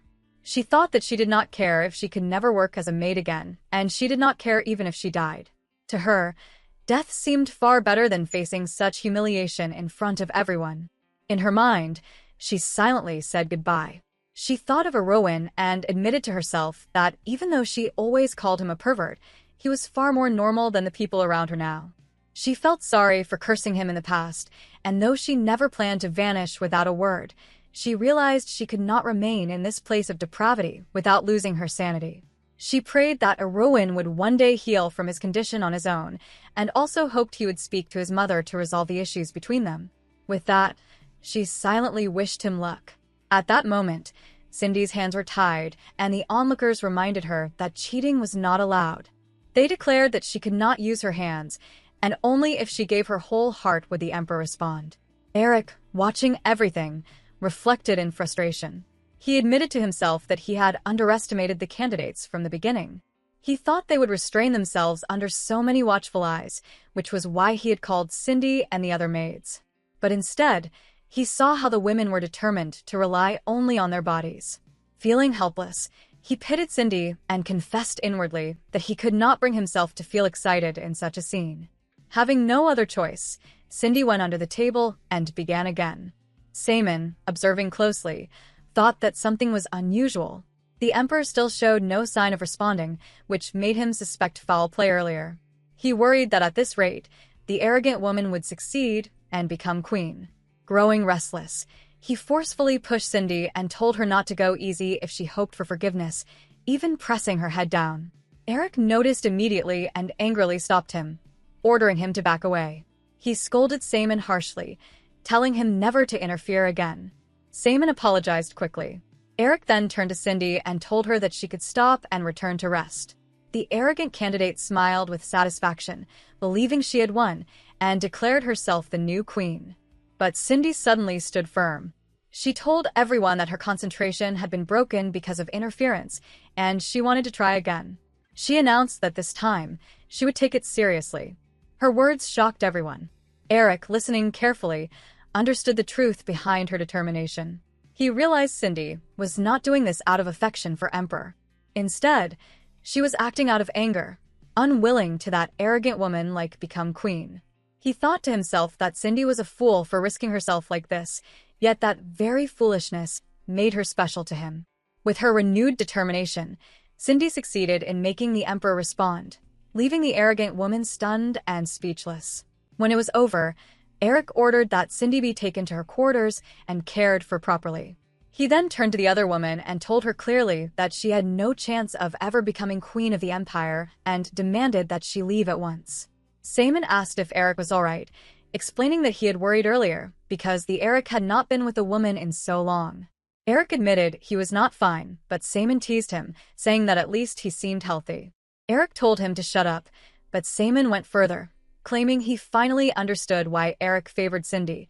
It was because the two shared undeniable chemistry. Eric denied it outwardly, but in his heart, he admitted the truth. He did not need humiliation or force. What he needed was Cindy. He realized that he liked her so deeply that he could not help it anymore. Cindy sat quietly in her room, lost in heavy thoughts. She wondered if she had overreacted earlier, but then reminded herself that if a terrible person ever became queen, she would feel guilty for the people who would continue working in the palace after her departure. That was the reason she could not stop herself. Even so, she still felt the unpleasant sensation lingering in her mouth, making her want to throw up. Just then, there was a knock at her door. She told the visitor sharply that she was not coming out and demanded to be left alone. The knocking, however, continued. Annoyed, she shouted again, but then froze when she heard the voice of Erowin. Shock spread through her. He was not supposed to be there. She wondered nervously if he had already heard about the humiliating events of that day. From outside, Erowin said he had brought her a gift and would simply leave it there. At that, Cindy hesitated, and after a moment she opened the door. Soon, the two of them sat together inside her room. Erowin chose to sit on the floor instead of the chair. Cindy asked why he would sit there when a perfectly fine chair was nearby. In his heart, Erowin felt too guilty to allow himself the comfort of being treated like a human being. He explained softly that he had heard she was unwell and urged her to lie down without worrying about him. She agreed, though she noticed he looked far more downhearted than usual. When he lowered his voice, it reminded her of the arrogant emperor's tone she had heard earlier, though she quickly dismissed the thought as impossible. As she shook her head, Erowin asked why she was doing that. Cindy brushed it off, telling him she had only thought of something silly. He told her not to do such things while feeling unwell. Cindy began to suspect that he had indeed heard about what happened and asked him directly why he was acting so strangely. She wondered if he was uncomfortable meeting her eyes after she had been forced into such degrading acts with his friend.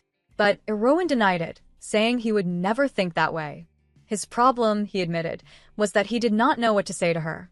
Cindy told him that usually, in such a situation, people would say words like, "Good job," or "Keep up the hard work." She even teased that it would help if he cursed the emperor too, wishing that he be struck by lightning and die. Erowin only said that he had worried when he heard she was sick and asked if she had a fever. Cindy replied that she did not, though inwardly she wondered why he was suddenly acting so differently. Then he confessed to her that he had met his bride's candidates, as she once advised him, but the meetings had gone badly. Cindy asked why, and he explained that he had tried, as she suggested, to get to know them, their hobbies, their likes, but the candidates had dismissed him. They said they were not interested in such things and wanted only to spend a night with him. At that moment, he realized that building a relationship was impossible unless both sides were willing. No matter how much effort one made, it could not work alone. Cindy was stunned, thinking to herself that this entire country seemed filled with women who only chased after men, and she wondered if the same was true for the royal candidates as well. She admitted aloud that the outcome was beyond her imagination and apologized for the way things had turned out. Erowin told her honestly that he kept thinking about her. Cindy froze. She felt as if she had been in this situation before, and her heart refused to believe what was about to happen. She begged silently that he would not put her on the spot. But Erowin confessed directly that he had feelings for her. He said he did not only think he liked her, he knew for certain. The room fell silent. Then he moved closer, took her hand gently, and told her that from now on, his body would only respond to her. Cindy answered calmly that she understood, but reminded him that her purpose in life was not to make his body respond. She told him he should find someone else. Rowan shook his head and told her not to misunderstand. He explained that his feelings were not about physical response. What he had realized was something far deeper. He said that when she insulted him jokingly but with truth behind her words, it hurt him. He admitted that what he needed was not humiliation or games. What he needed was her. Cindy wondered silently why Rowan was acting that way. When she asked what he meant, he told her that he was not talking about her insults during their moments of humiliation. He explained that what hurt him most was when she said she never wanted to see him again or wished him out of her life completely. Cindy snapped that she did not even want to look in his direction and demanded that he leave her life. But as she looked at him, she was startled. His face seemed close to tears. She could hardly believe her own heart was fluttering because of this. She scolded herself, thinking she was not a teenage girl anymore and should not be feeling this way. She told him to stop joking, insisting she could not believe his words. He asked why she could not believe him, wondering if it was only because he was a noble. Her mind raced. She feared he might have discovered her shameful past. She remembered when a man once told her she was cute and even confessed love to her, and she prayed that Rowan had not uncovered that memory. But instead, Rowan reminded her of the first time they met, when she said she hated noble men. Cindy felt a wave of relief. At least he still did not know the whole truth. She admitted she hated noble men and told him that included him as well. Rowan then asked if there was ever a chance for him, if he could one day be the reason she chose to live. Cindy demanded to know where that strange question came from. He reminded her of their first meeting in the forest, when she had poisonous herbs in her hands, and asked what she had been planning. Cindy answered coldly that the meaning was obvious, and wondered why he was asking something so unnecessary now. Rowan explained that he asked because he hoped his assumptions were wrong, and because, just as she once told him, he wanted to know her better and truly understand her. Cindy told him she knew nothing about him, not his family name, not his past, not even his likes or dislikes. He replied that they could start learning about each other now. Cindy, however, told him there was no point. If they had been of equal social standing, perhaps she could agree, but with such a vast difference between them, nothing could ever work. He asked if that meant she felt insecure, and she admitted he was right. She confessed that she had once decided to end her own life, which was why she treated him so fearlessly even after discovering he was the Duke's son. She had not been afraid of losing her life, and he had found that refreshing. But she told him not to mistake that for love. Rowan admitted that at first it might have been true, but insisted it was no longer the case. He told her that she did not get to decide whether his feelings were love or not. Cindy grew angry and told him to shut up, calling him a fool who confused love with the reaction of his body. But Eric denied it. He said his body's response did not matter. He could live the rest of his life without it, as long as she promised to stay alive. Cindy scoffed and called him funny, then told him to take out his lower body so she could treat it. He was startled and asked why the conversation was moving in that direction. Cindy told him she already knew his true intentions, that he would be happy if she treated him that way, and pointed out that his body was already responding. He tried to deny it, but she accused him of thinking she was a pushover who would always help him whenever he needed. She said his confession felt like nothing more than a scheme to use her. Rowan cried and told her she was wrong. With tears streaming down his face, he confessed again that he truly liked her, and then he left the room. Cindy sat alone afterward, her mind unsettled. She repeated his words to herself, that he would not need his lower body to respond ever again as long as she stayed alive. She wondered what kind of promise that even was. To her, it felt like the tail was wagging the dog. The next day was about to begin. Eric was lost in thought. Even when he had confessed, he had never imagined things would turn out to be so hopeless. What troubled him even more was what Saman had told him, that Cindy had claimed she wanted no reward for pleasing His Majesty the day before.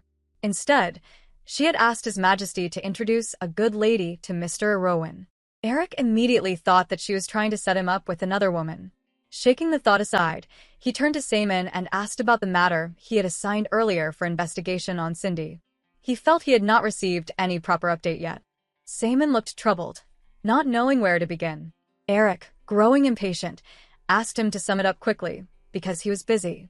Saman then explained that Eric's mother had been the first to see the findings report 2 days earlier. He himself had finished investigating on Cindy and was on his way to report the results when he had unexpectedly run into Eric's mother in the hallway outside his office. Eric wondered why his mother had been so concerned. Saman continued, explaining that since Eric had already rewarded Cindy once before, and again the day before, his mother had become uneasy. She feared that a mere maid was winning Eric's favor over the noble candidates she had carefully chosen. She had personally forced Saman to hand the report over to her, promising to return it in a few days, and even ordered him to consider the investigation incomplete until then. Saman admitted he now realized he should have reported everything directly to Eric instead. Eric accepted the explanation but asked him what he still remembered from the report. Before Saman could answer, Eric received a call from his mother. When he met her, she began by apologizing for interrupting his busy schedule. She then asked about the progress of selecting brides. Eric replied that he was still in the process of narrowing down the candidates. His mother, however, pointed out that he had rejected many of them without even considering compatibility. She accused him of tossing aside the gift she had prepared for him too thoughtlessly. Eric calmly explained that he could make his judgment without testing compatibility because none of those women possessed the qualities required of a queen. His mother reminded him that those candidates had been chosen carefully by her. He clarified that it was not her judgment he doubted, but rather that the women themselves were too clever. They had hidden their true natures well, but when he had met them in person, their unrefined behavior had slipped through in their conversations. His mother dismissed his concerns, saying that the women had only been nervous in front of him. They had even come to her in tears, saying that the emperor had been too harsh. Eric realized silently that these women had not given up and, instead of clinging to him directly, had gone to his mother for support. Smiling, his mother urged him to give them another chance. She insisted that compatibility was the most important factor and reminded him that he had not truly tested it yet. Inside, Eric cursed the very idea of compatibility and wondered what exactly was happening between his parents. His mother explained gently that she had chosen these girls after considering family background, beauty, and many other factors. She had spent much time deciding which of them would best suit her son and make him happy. She had checked their reputations, met with them personally, and endured much effort, all for the sake of Eric and the country. She admitted it saddened her deeply that he had not even tried to meet them properly. She pleaded with him to understand how she felt. Eric thought to himself that his mother had always been like this, placing burdens on herself, demanding repayment for things he had never asked of her, and acting out of a desperate need for love. With emotions like hers, logic never seemed to matter. In the end, he gave in and told her that he would do as she wished. Hearing this, his mother's face brightened with happiness. Eric's mother expressed her happiness, saying she was glad to see him well and hoped others would also be happy. But then she mentioned a troubling rumor. She explained that people were whispering about him being preoccupied with a maid, though she believed it couldn't possibly be true. She had heard he rewarded the maid once or twice, but reminded him that rumors often grow exaggerated as they spread. Eric told her he hadn't realized such talk was circulating because he had been so focused on selecting a queen. He assured her not to worry, explaining that he wasn't someone who would fall for a mere maid, as he had his standards after all. His mother accepted that answer, saying she believed him, and then wished him good luck with the rest of his work before leaving. After she was gone, Eric called for Saman and asked what his findings had revealed. Saman explained that Cindy had been in a relationship not long ago. When Eric pressed him to identify the man, Saman revealed it was Narcissus Vranel, the third son of Chancellor Vranel. Eric immediately recalled the time Cindy had mentioned someone called Mr. Nav. He thought bitterly of the man, someone with a superiority complex, disdain for the lower class, and a reputation full of disgrace. Though noble by status, Eric saw him as worthless, constantly surrounded by ugly rumors. Despite this, Eric's mother had always favored him, charmed by his smooth words. To Eric, he was nothing but garbage. He could not understand why Cindy, with so many decent men around, would ever choose such a man. He remembered even treating Nav with respect whenever he visited the palace, never realizing Nav might have been looking for Cindy during those visits. Saman added that Nav's reputation with women had been terrible, but this year he had put those scandals behind him by marrying. He suspected that the incident with Nav was what had driven Cindy into such despair that she had once thought of ending her life. Eric then ordered Saemin to recall every detail from the findings aside from that incident, and to explain everything clearly while they walked. Without waiting, Eric started moving quickly, his mind racing. As he walked, Eric thought about his mother. He knew her well.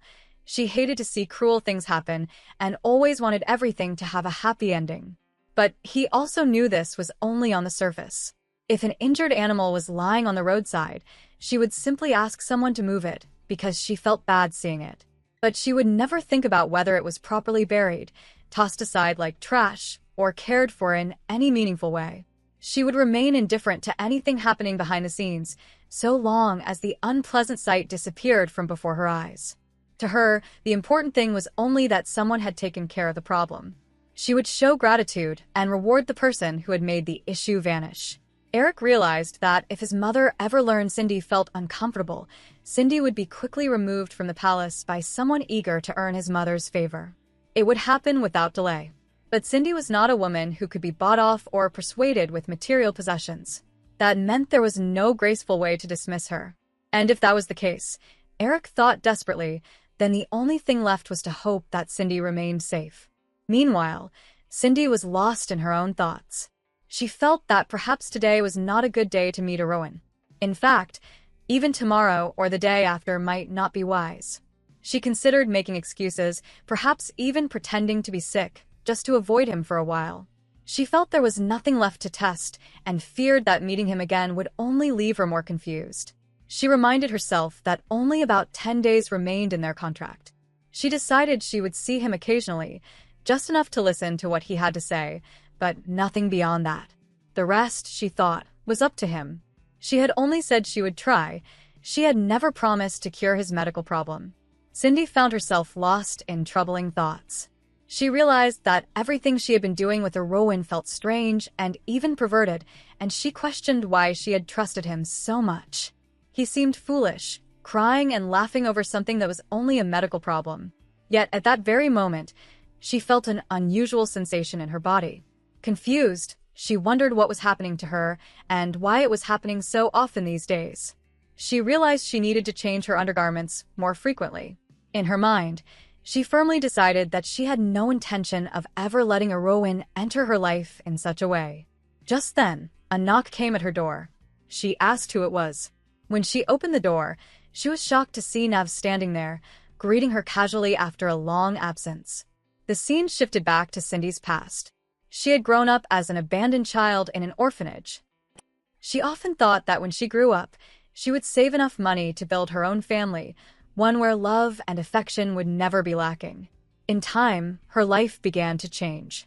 She was praised for her hard work and cleanliness at the orphanage, which earned her a recommendation to serve at the palace. At just 19 years old, she became an employee there. Even after joining the palace staff, she often returned to the orphanage, bringing money to help. The headmaster always advised her to save it for her dowry, but Cindy would reply that she didn't need much for a living. She believed her salary would increase with promotions, and when she found someone to marry, they could save money together and build a happy family. The headmaster often reminded her to think about choosing a life partner. Cindy would answer that she would, though secretly she was already in a relationship. During that time, when the emperor had gone to war and noble families had sought refuge in the palace, she had met Nav. Out of all the guests, Nav stood out the most. He was handsome, the son of the chancellor, and he had managed to capture her attention. When their relationship began, Cindy often wondered why a noble like him would care about a maid like her. Nav had told her it was because she was cute, which she didn't know how to respond to. She reminded herself that she was only a young, inexperienced girl, while he was a man from a powerful family. Her colleagues often warned her to be careful around men like him, but Nav's sweet words weakened her. He told her he liked her, that he had never felt that way before, and that he wanted to be with her forever. Those words touched her heart and made it difficult for her to resist her emotions. As their relationship deepened, one night Nav came to her room and asked her to spend the night with him. When she refused, he began to emotionally pressure her, saying that if she truly loved him, she would not deny him. His words broke her resolve, and she finally gave in. She admitted her love for him and begged him to love her more. Afterwards, Nav told her that if they had a child, his family would no longer be able to disapprove of their relationship. Until then, he said they had to stay strong. Hearing him speak about family filled Cindy with happiness. That night, he handed her a drink, telling her it was a special medicine that would help her become a mother. He reminded her not to forget it, for the sake of their future together. Cindy agreed, trusting him completely. From then on, Nav visited her room on many nights. After spending time with her, he always gave her the medicine to drink. Cindy accepted it eagerly, full of hope that one day she would bear his child, become his wife, and finally live the happy family life she had always dreamed of. For 5 years, she had stayed by Nav's side, holding on to the hope that their love would bless them with a child. He had often given her things, believing it would help her conceive, but even after all this time, there was still no sign of pregnancy. She began to wonder if something was wrong with her. Maybe she was unable to have children. But then she convinced herself it must only be a mistake, since they could only meet for a short time each year. Nav came to the palace in winter and always left in spring. By now she was 24 years old. She feared that if she could not conceive, Nav would eventually leave her. His visits had already started to decrease, especially after she had refused him a few times when she wasn't feeling well. Doubt filled her heart. Was she not beautiful enough? Did she lack the money or power needed to win his heart? In desperation, she told him that she would do anything for him, begging him not to abandon her and to keep loving her. But later she regretted those words deeply. From that moment on, Nav began to reveal his darkest and most vile desires, forcing her into things far too disgusting to even speak of. It was clear that he never loved her, yet she wondered what choice she had. If she broke up with him, who else would ever want her? Who would start a family with a woman who now felt so defiled? Still, Nav continued to come to her room many nights. Then one day, he coldly told her that he would stop visiting. He said he was getting married to the daughter of Duke. His words left her shocked. Nav explained that he was getting older, and since she had never given him a child, he needed to settle down. He admitted he had enjoyed his holidays with her every year, just as he had with other girls, but she had been the one he wanted to spend every night with. Hurt and confused, she asked what he meant by other girls. He answered without hesitation, saying girls like her gave better service when he promised marriage. He mocked her for ever believing she could be his wife, thanking her for giving herself to him for free.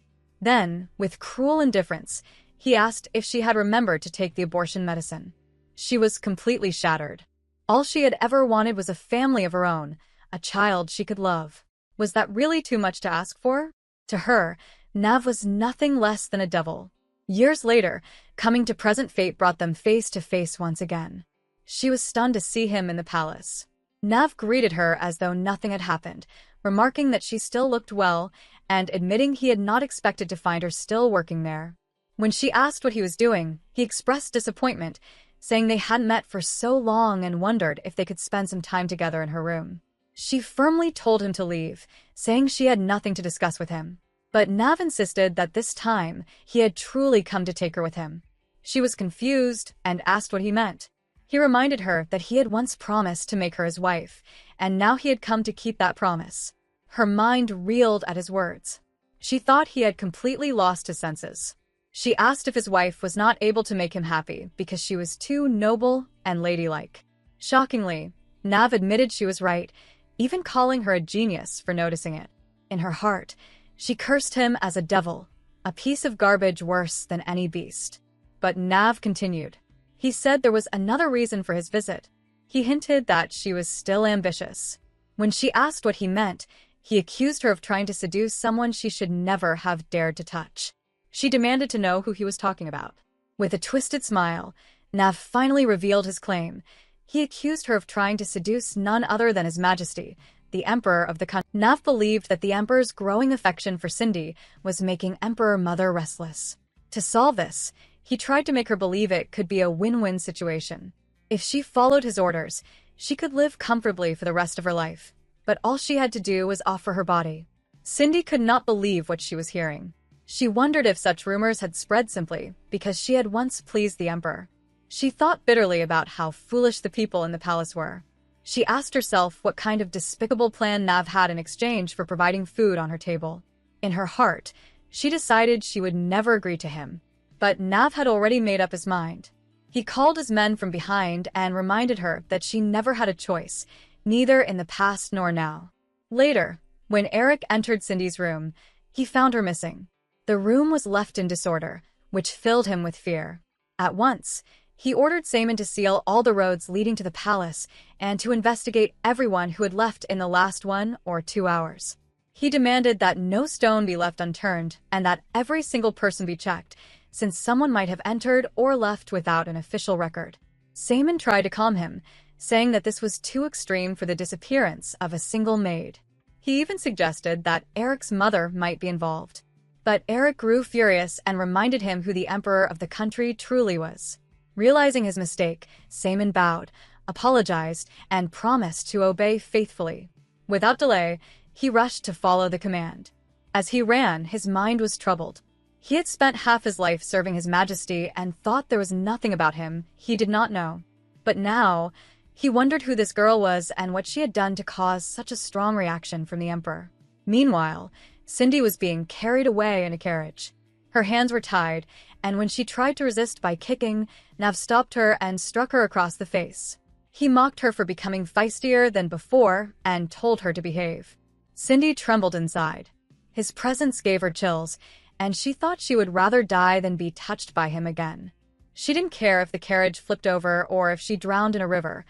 Anything was better than this. Nav continued his harassment, asking her shameful questions and trying to humiliate her. Cindy thought with disgust that he was speaking nonsense. In her heart, she admitted that her thoughts were only filled with Erowin. She reminded herself that Erowin would never behave this way. He would never hit or treat a person as an object. Compared to Nav, she admired Erowin 1,000,000 times more. At that moment, she realized the truth. She did have feelings for Erowin. If she could live longer, she wanted nothing more than to spend more time with him. But now she wondered desperately what she should do, as there seemed no way to escape. Nav, angered by her resistance, admitted that he should have been harsher from the beginning. He raged about his own life, saying that as the third son of a duke, he had no chance to inherit titles or even secure a proper position, as his elder brother overshadowed him. His only option was to stay in favor with the emperor's mother. He insisted that someone like Cindy, who came from a low background, could never understand his suffering, even if her life depended on it. Cindy felt hopeless. She thought bitterly that the last thing she would see before dying would be the filthy face of this man. She regretted that she had never told Erowin her feelings, never done anything for him, and never helped him with his health problems. The idea that her life would end with these regrets broke her heart. She prayed silently, hoping Erowin would one day find the strength to recover, even if she was no longer there. Just then, a voice called out to her. For a moment, she thought she heard someone familiar.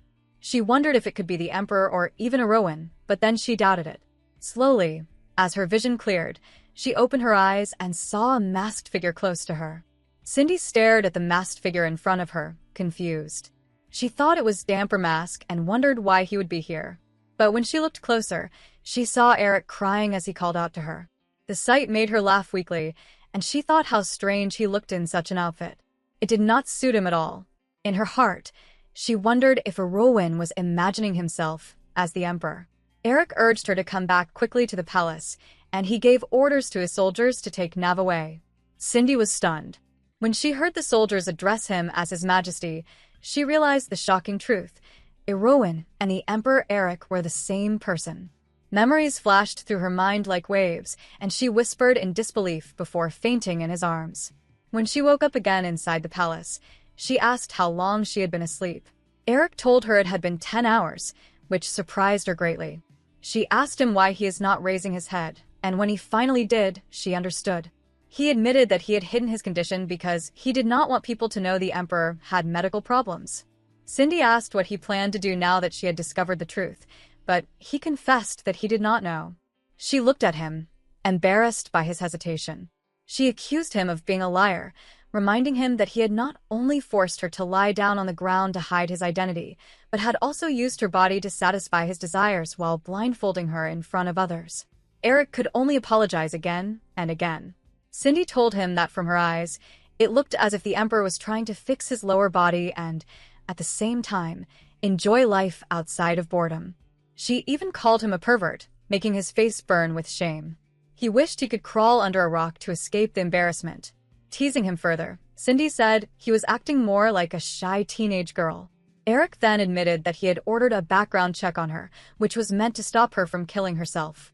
He confessed that although he knew it was wrong, he still gave the order.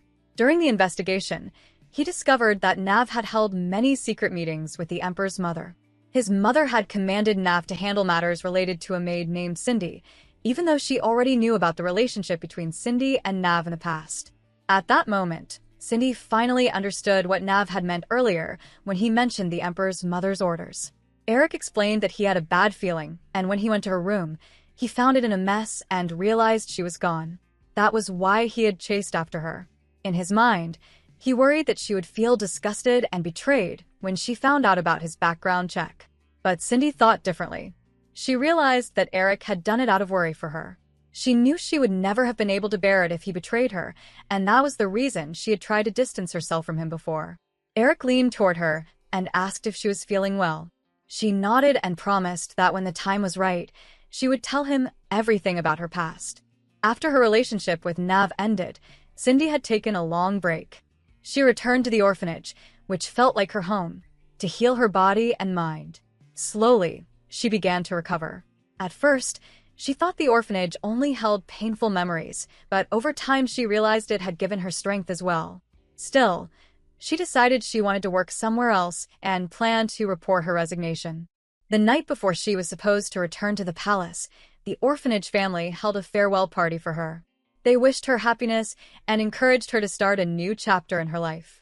But the very next night, tragedy struck. A fire broke out in the orphanage, starting in the kitchen, and the entire orphanage was engulfed in flames. When Cindy returned, she found nothing left. Only ashes and bones remained. At first, she thought it must be a cruel joke. But as the truth sank in, devastation crushed her heart. The home she loved was gone forever, and she could not even bring herself to cry.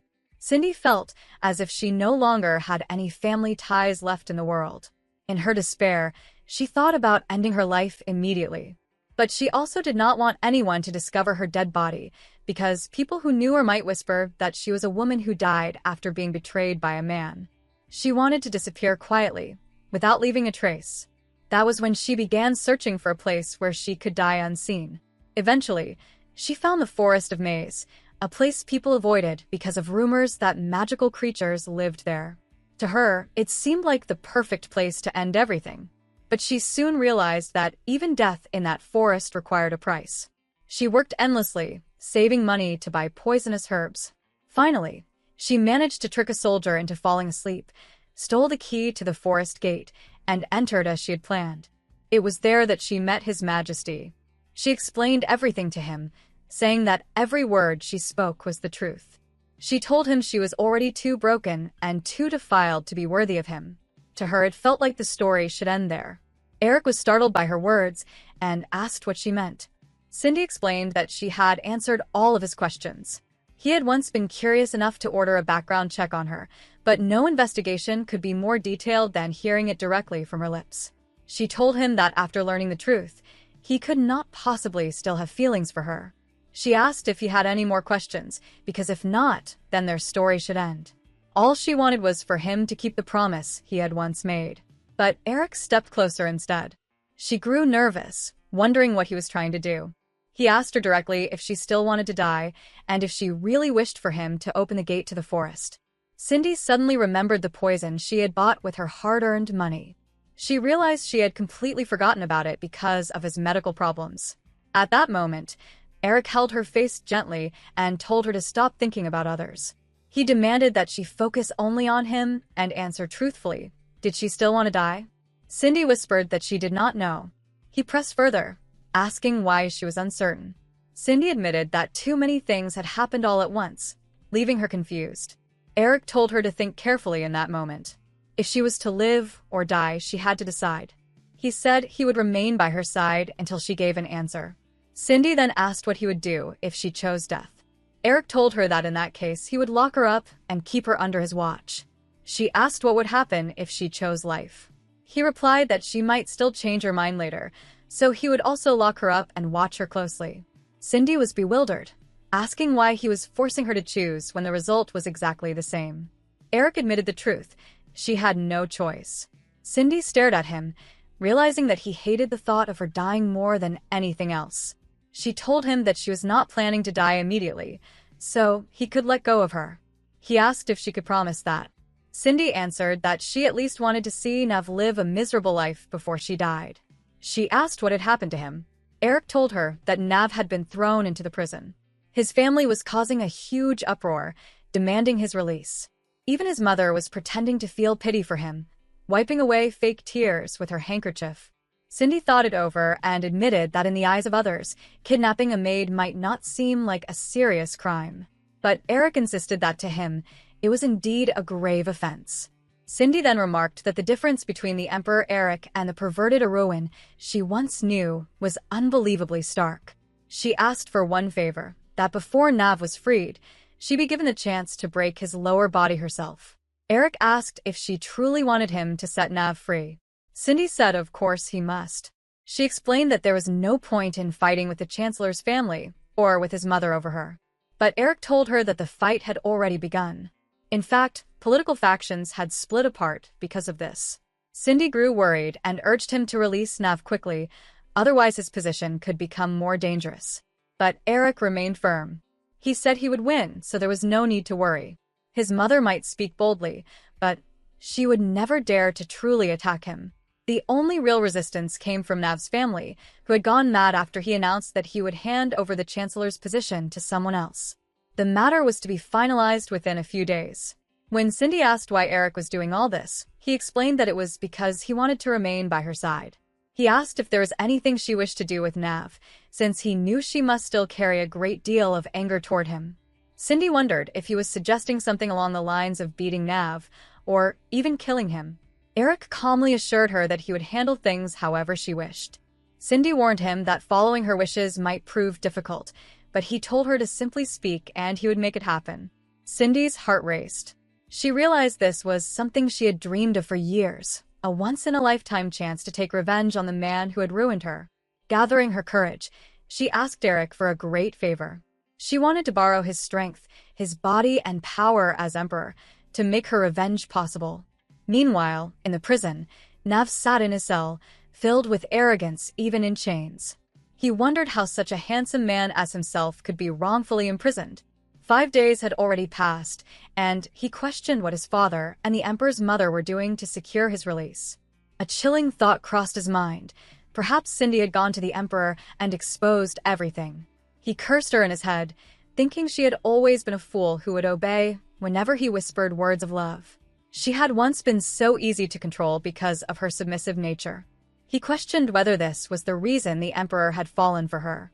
Did that mean she was now here for revenge? Nav scoffed to himself, thinking women always held grudges for the past, even though she had once enjoyed being with him. He decided he would wait until dawn to find a way out. Just then, he heard that His Majesty was approaching the dungeon. Nav's heart raced. He wondered why the Emperor had come alone and without his mother. When Eric appeared, Nav quickly began to plead. He insisted that the whole situation was a misunderstanding. He claimed he had only followed the orders of the Emperor's mother and begged Eric to confirm it with her.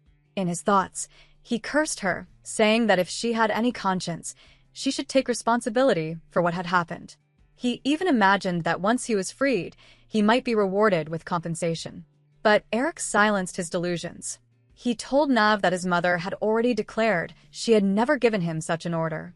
According to her, she had only confided in him about her worries, but she had never imagined he could attempt something as cruel as trying to murder a woman. The incident had left her shaken, and she was still struggling to regain her composure. Nav froze in disbelief. He thought bitterly that he had only twisted her words to persuade her, but now his lies had turned against him. Eric told him plainly that he had fallen into his own trap. He reminded him that his mother would never give such a cold-blooded command, and he accused Nav of daring to drag the royal family into his crime. Eric warned that if he continued, it could be treated as a challenge to the royal authority. Terrified, Nav bowed his head and apologized, insisting he would never dare to commit such a crime. But inside, he panicked, realizing that at this rate, he might even be accused of treason. To protect himself, he changed his story and confessed that everything had been his own doing. He admitted that in the past, while he was with Cindy, he had promised to make her his wife. That was the reason he had taken her with him. But Eric dismissed his excuse, pointing out that Cindy had already testified she had rejected him. Nav tried to twist her words again, insisting that she had not truly meant it. He argued that even if she had refused, it should not be considered wrong for a noble like him to take a mere maid. Eric's anger exploded. He demanded to know if Nav believed Cindy belonged to him. Then he reminded Nav that everything in the palace, every servant, and even the empire itself belonged only to the emperor. He warned him of the crime of coveting what belonged to the throne. Yet, instead of delivering punishment himself, Eric declared that the judgment would be left to the victim. At that moment, Cindy appeared, dressed in a beautiful gown with shining jewelry. Nav's eyes widened in shock. He could hardly believe what he was seeing, and for the first time, fear began to seep through his arrogance.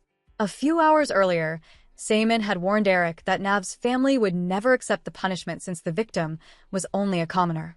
Eric calmly replied that if that was the case, then he would have to give Cindy a social status so high that Nav's family could not refuse. Eric then declared that from that moment on, Cindy would no longer be just a maid. She would be recognized as the daughter of a duke who had lost his child 20 years ago. When the scene shifted back to the prison, Cindy stood before the emperor and explained that since Nav had plotted to kidnap and kill the daughter of a duke, it was only right that he faced severe punishment. Nav was shocked at the revelation. He could not believe what he was hearing and kept thinking that Cindy had always been an orphan. Cindy, who was enjoying the moment, silently thought how amusing the situation had become. Out loud, she remarked that unlike some people, she did not wish to see anyone dead or badly harmed, because such an act would leave a bitter taste in her mouth. Nav, trembling, tried to apologize. He said that he had spoken harshly to her in the past, but had not truly meant it. Back then, he had believed those actions were the best way for their future. He even began to cry, insisting that he was sincere. Cindy, however, only gave a polite smile and said she would accept his apology and release him without harm. Inside her mind, she thought his words were nothing but lies. Nav felt relieved and thanked her, saying he truly loved her. But Cindy told him there was something he needed to see before his release, and until then, he would not be free. Nav agreed, thinking it could not be something too terrible. Then, Cindy called out the other palace maids.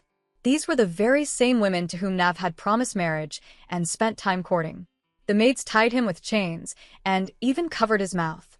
Soon after, they rolled out a red carpet, where Cindy and Eric sat together in chairs. In front of Nav, Cindy and Eric shared romantic moments.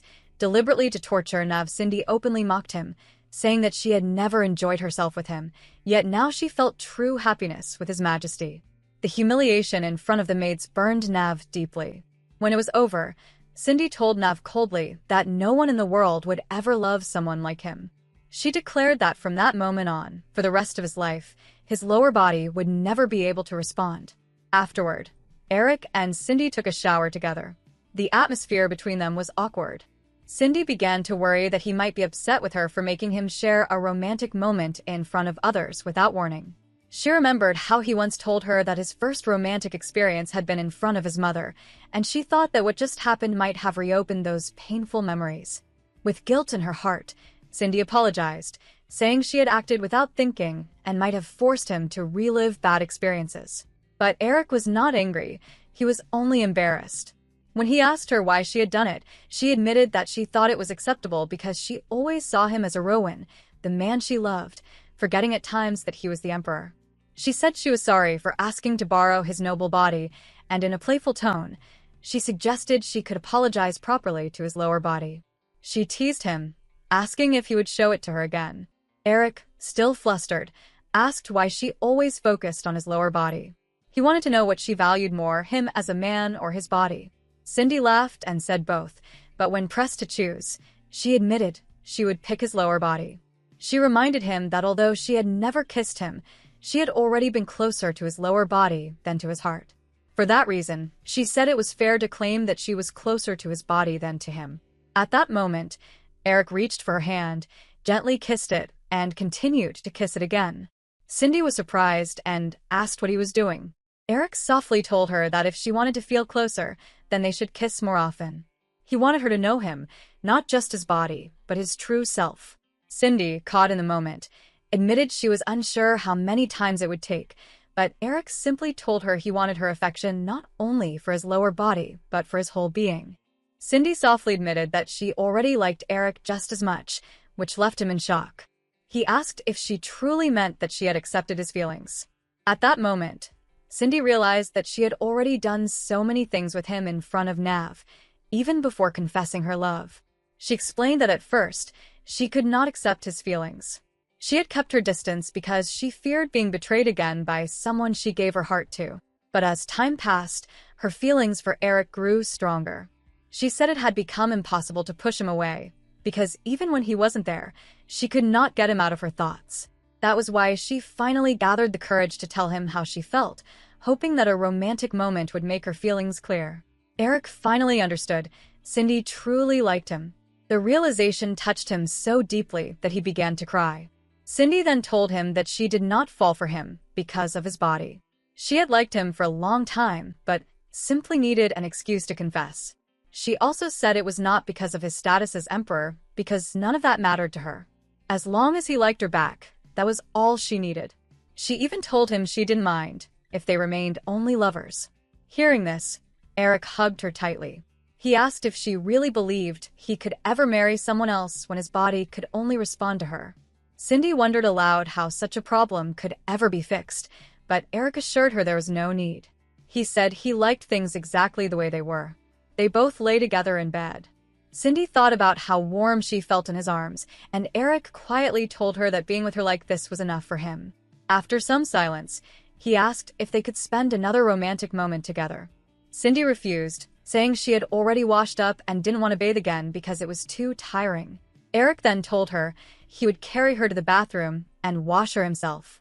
Cindy could only think to herself that she had never seen such an easy man before and wondered what kind of future their country would have under him. Still, she finally gave in, and they spent their time together until sunrise. A year passed, and now Eric and Cindy were husband and wife. They even had twins. One morning, Eric sat in his office without his mask, focused on work, while Cindy watched him. She noticed that his hair had not been turning gray as quickly as before, perhaps because his stress had lessened over the year. She thought about everything they had gone through together.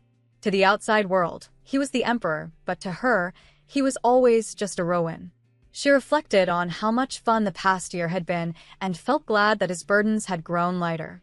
Eric interrupted her thoughts, telling her that his mother wanted to see the children the following week, and asked if she was all right with it. Cindy agreed at once. She had already prepared herself for what it would mean to have the emperor's mother as her mother-in-law. In the beginning, his mother had been upset about their marriage. But the moment she held her grandchildren, her heart softened. The twins had brought joy to her, and she finally accepted their relationship. Cindy thought to herself that this was the true power of adorable children. Later, Cindy was feeding one of the babies milk when Eric approached her. He said their children were very cute, but admitted that he didn't like always coming second to them, because Cindy seemed to love the children more than him. She asked why he was being petty when he was their father. Eric replied that he was only being honest about his sadness. Cindy scolded him, saying that he should act more like an adult in front of such lovely children. But Eric continued, saying that when the twins grew older, they would cling to her even more, leaving less time for him to have her to himself. Cindy shook her head and told him to stop being pathetic. She thought to herself that outside, Eric was a cold yet competent emperor, but with her, he was nothing more than a hopeless, childish man. Still, his silly behavior made her happy, and she couldn't stop smiling. Eric noticed her smile and asked why she was looking at him that way. He wondered aloud if it was because of his handsome face. Cindy denied it, but in her heart, she thought that even now, everything he said still made her want to smile. After she finished feeding the babies, she noticed Eric looking at her with an innocent expression. She asked why he was staring at her like that, and he quietly requested that she make some time for him. Cindy refused, reminding him that the children were asleep. Eric responded that it would be better if they had more children, adding that their little ones would surely be happy to have younger siblings to play with. Cindy sighed and wondered what kind of emperor he was, saying to herself that this country was doomed with such a man. Yet, no matter her complaints, the empire continued to flourish. In fact, the empire went rise in history as a land of long-lasting prosperity, and the reason was the tireless emperor, who never seemed to run out of energy, always determined to expand his family.